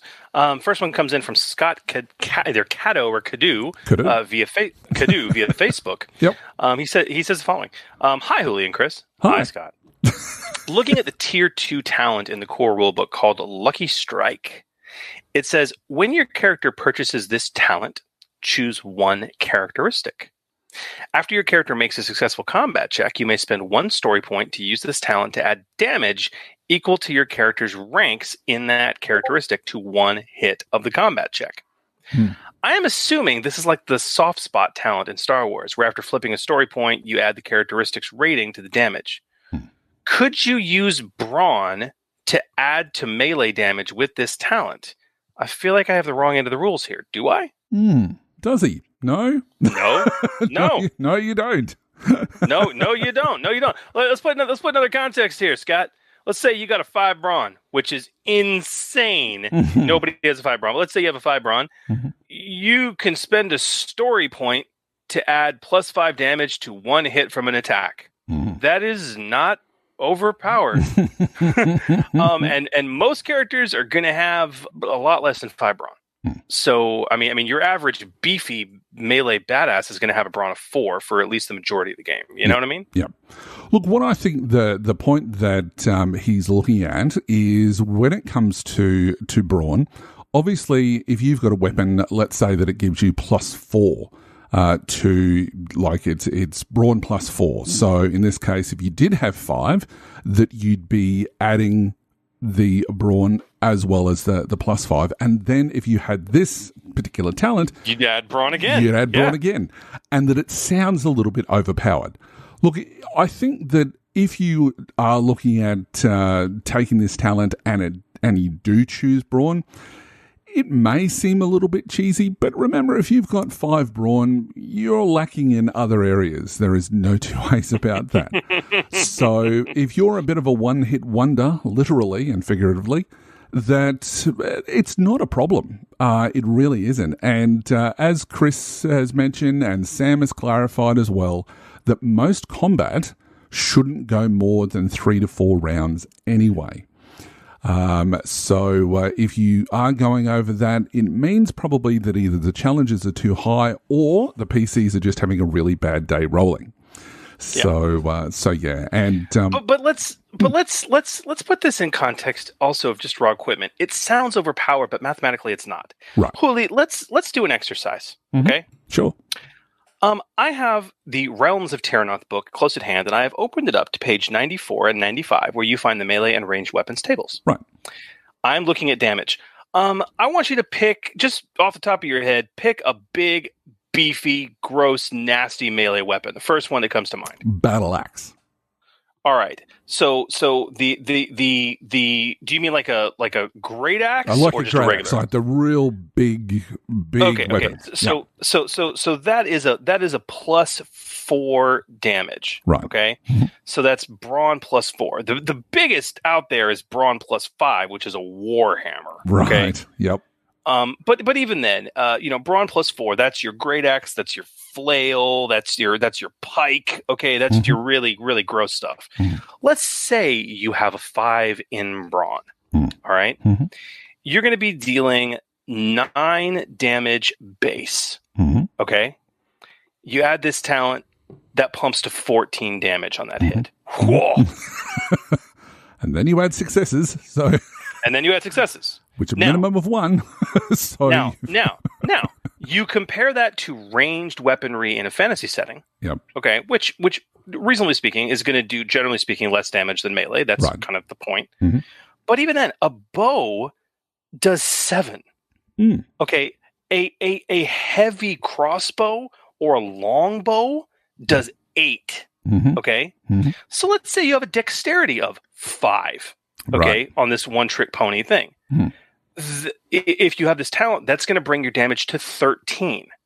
So you're talking about 1 point more of damage for some of the beefiest melee weapons. That's assuming you have a brawn of 5 and you use brawn. If you have a dex of 5 and you use this talent with a longbow, it's still freaking 13 points of damage on a single hit. Yeah. So it may sound overpowered, but it's not, because the brawn plus damage for melee weapons is already balanced with the ranged weapon damage. So it's really not. It's really not. It's no more devastating than an archer adding a 5 dex to a longbow shot. Yep. It really isn't. And the other thing to take into consideration, and I think that some people who are used to Star Wars, where there are certainly a lot more destiny points in the pool, or have the potential to. In Star Wars, you roll the 12-sided force die, which has on its various sides between 1 and 2 pips of either light side or dark side pips. And honestly, there are more sides with dark side pips than there are with sides with light side pips. But there's an equal number. So there's more chances that you're going to roll 7 in 12, in actual fact, that you're going to roll dark side. So, but in either case, that determines how many dark side or light side destiny points. Now, destiny points are the equivalent of story points, which are going to be in play for the session. So in a group of 4 players, technically, you can have up to 8 destiny points for the session. So for the same number of players and the GM, that would be, in Genesys, it would be 5. So that's 3 extra story point equivalent that you have to play with, which can make a big difference. So you can quickly see where some players who've been around since Star Wars and are used to the Star Wars system would not have a problem with this particular talent, because there's more resources to pull from, because these talents did exist, equivalent thereof, in Star Wars. So what we're seeing, I think, is that, converting this over to Genesys, that players are seeing that there aren't as much resources to pull from. And so they're going, is that the way that it's written? Is this the way that this should be played in comparison to Star Wars? And the honest answer is yes, it should be this way. No, you don't have the wrong side of the rules. This is how the system is played. If it can also be really thematic as well, especially if you're using things like intellect, for example. Anatomy lessons, I think it's called. And there are other ones as well that do have that use an attribute to add to an attack roll by spending a story point. This talent represents all of those 6 other talents that existed in Star Wars, so that people can mix and match how they want to, instead of going down a certain path. This obviously makes room for a whole heap of more content in the core rulebook, and that's the reason why these talents exist. The same sort of thing applies to Nakfred. The same sort of thing applies to several talents, that one talent represents a whole lot more that we do see in Star Wars. And if you've got a character who is really into backstabbing and stuff like that, this is another way that you can add that to add cunning and things like that. So yeah, I don't think that he's really got the wrong end of the rules at all. That's exactly how it works. Yes, it can be a little bit powerful, but there is a cost involved. And it's a worthy, for a tier 2, it is a worthy talent to have on hand. Absolutely it is. All right, so our second question comes from fan favourite Chellis, who is also one of our Patreon supporters, and he asks via Discord, for some odd reason, we had a lot of critical hits come up with the same result last session on the same target. In that instance, we just made a quick call and re-rolled them since it was boring to have the same result. Was just wondering what your opinion on the subject was. Do you let multiple entries on the same critical effect stack? Do you re-roll them, or only if it makes sense narratively? Like, how many headriggers can you really suffer? And can you be blinded twice?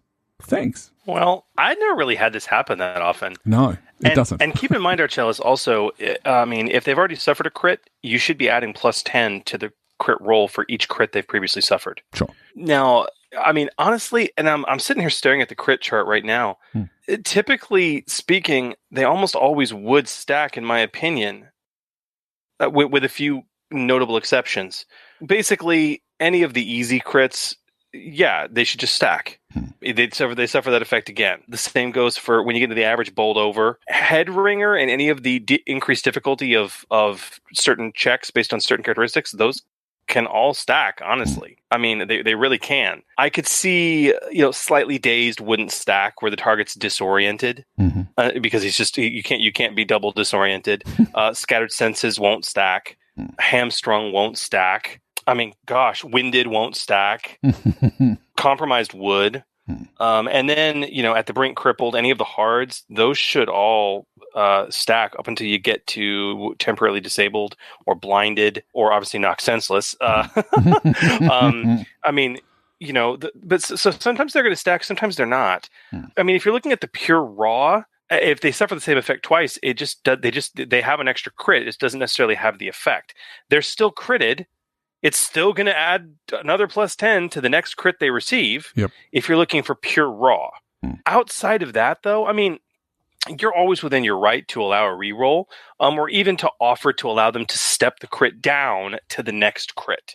Okay. So if it's like, oh God, another head ringer, you know what? Can we just say he's bowled over because it's also an average? It's like, yeah, sure. I wouldn't go up, but I would allow them to go down if they really wanted to. Yeah. For the way that I do it is that if you, and I'm with Chris, it has never happened, or if it has, it's only happened maybe once or twice that you get the same one. If it makes narrative sense and the rules allow it, as in the wording of the critical injury, sure, it can stack.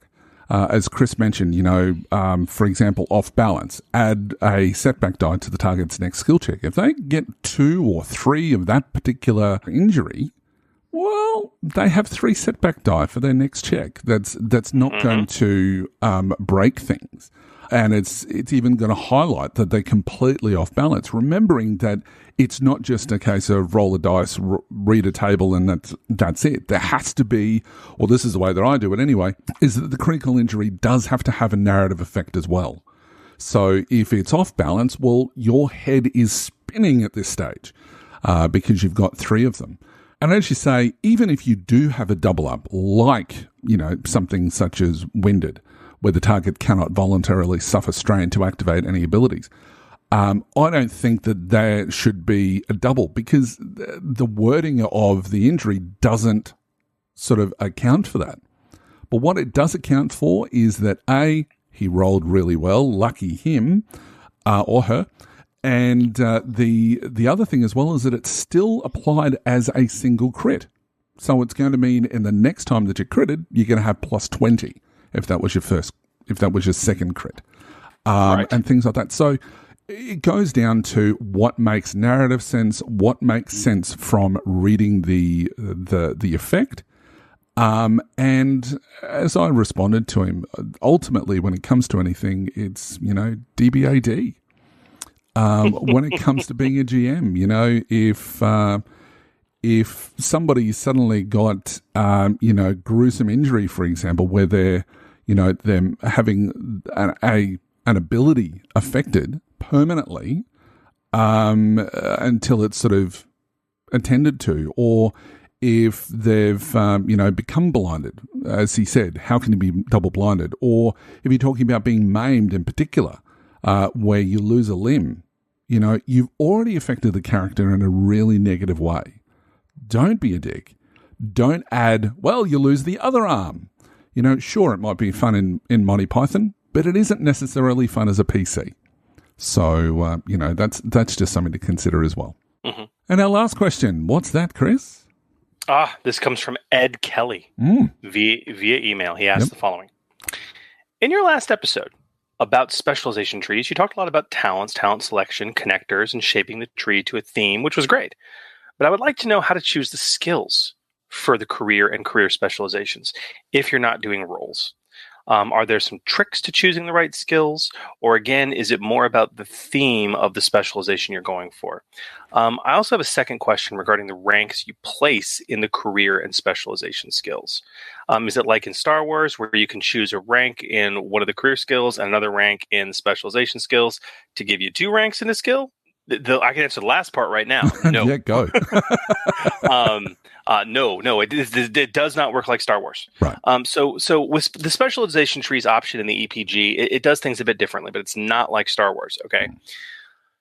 when you create a special, and we actually didn't talk about this. We really did focus entirely on the talents. Yeah, we did. But when you are creating a specialization specifically, you are going to pick 4 skills that are associated to that spec tree. Okay, and no more than 2 of those skills should be on the career list for the specialization. Right. Okay.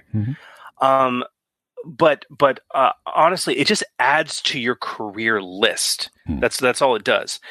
You're still picking 1 rank out of X number of skills from the career list. Yep. That's all it does.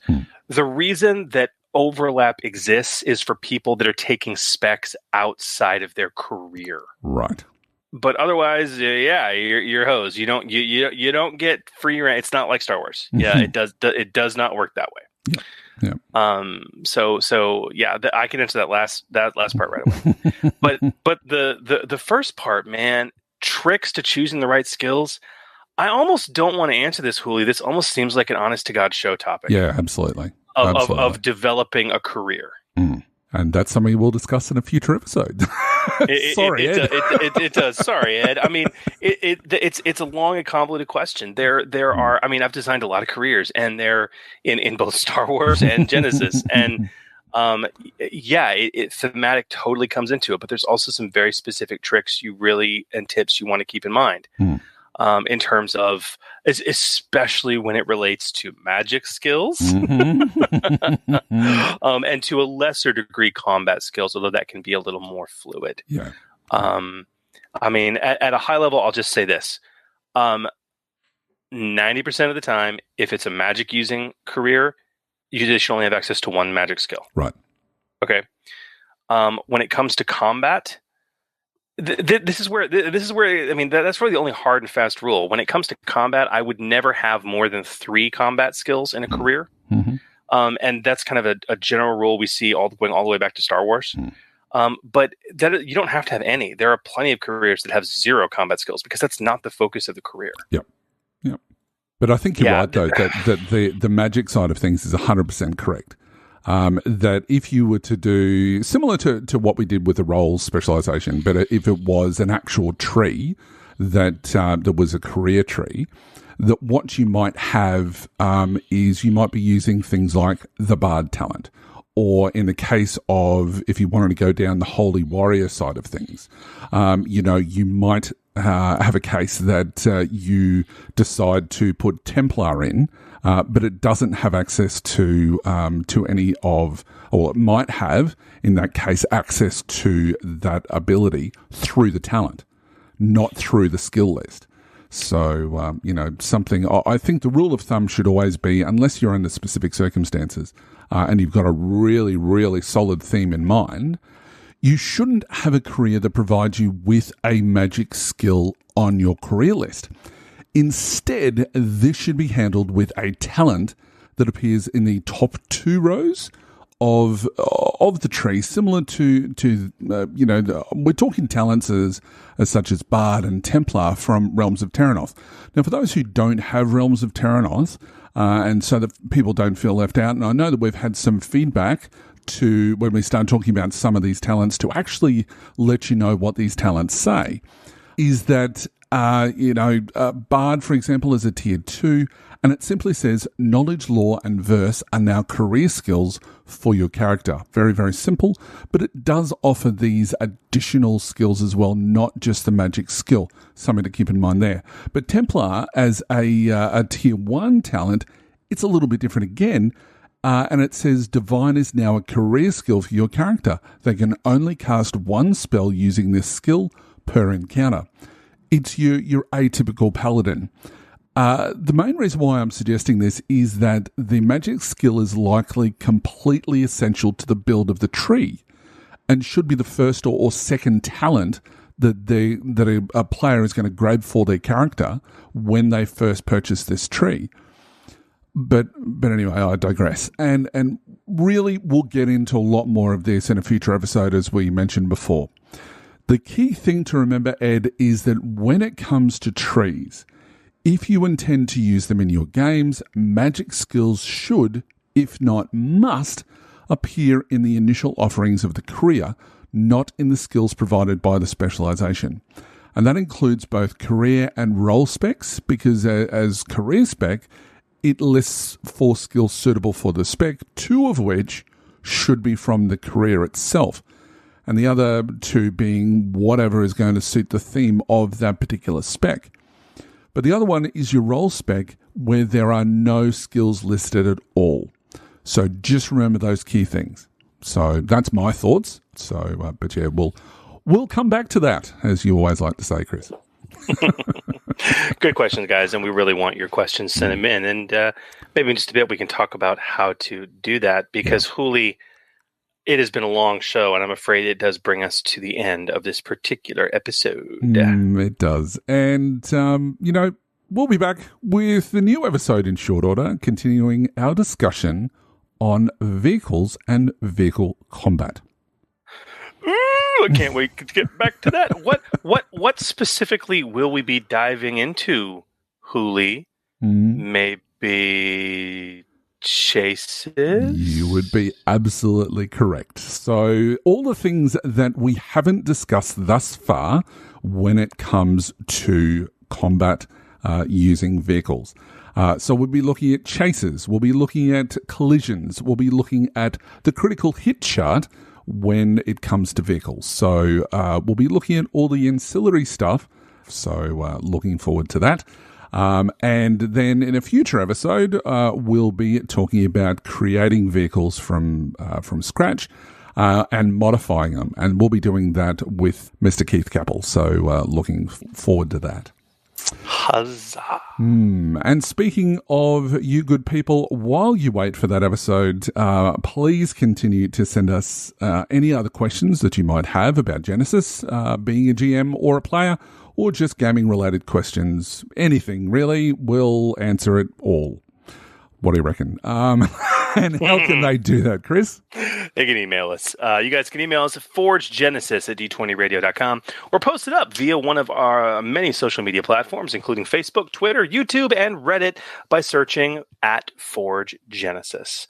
We've also been having some great conversations on the D20 Radio Discord channel, and of course, dedicated convos with our patrons, our Genesmiths, on our very own podcast Discord server. And look, we would love to hear from all of you. So don't forget that you can also join the even larger discussion in the D20 Radio Facebook group, where we nerds congregate to cross-pollinate. And don't forget to give us a like or follow us as well on any of our social media sites. You can also drop us a review on those sites or on your favorite podcatcher, including iTunes and even Spotify. You can also visit us, of course, as we said before, on our website at forgegenesis.com. Well, that's a wrap for us. Thank you for listening to this very long episode. I'm not sure whether it's a record. Obviously, once it's been edited, it might very well be. And we hope that you will join us next time as we continue to explore the Genesys role-playing game. I'm GM Huli. May your triumphs be many and your despairs be few. And I'm GM Chris, wishing you peace, love, and good game. Thank you all for joining us, and remember, the Forge Podcast, helping you hone your gaming edge. The Forge, a Genesys podcast, is a proud member of the D20 Radio Network. For more information about the network, visit www.d20radio.com. The Forge is a fan-generated podcast. All the information provided on the podcast, social media, and related website is not affiliated with Fantasy Flight Games or any of their licensors. The content of this podcast remains the property of the Forge, a Genesys RPG podcast, and is intended for educational and informational purposes only. The Genesys role-playing game, Genesys logo, Genesys Foundry, content, and all material remain the property of Fantasy Flight Games. All products available on the Genesys Foundry website remain the property of their respective companies and individuals. For more information about the Forge, the Genesys RPG podcast, visit www.forgegenesis.com.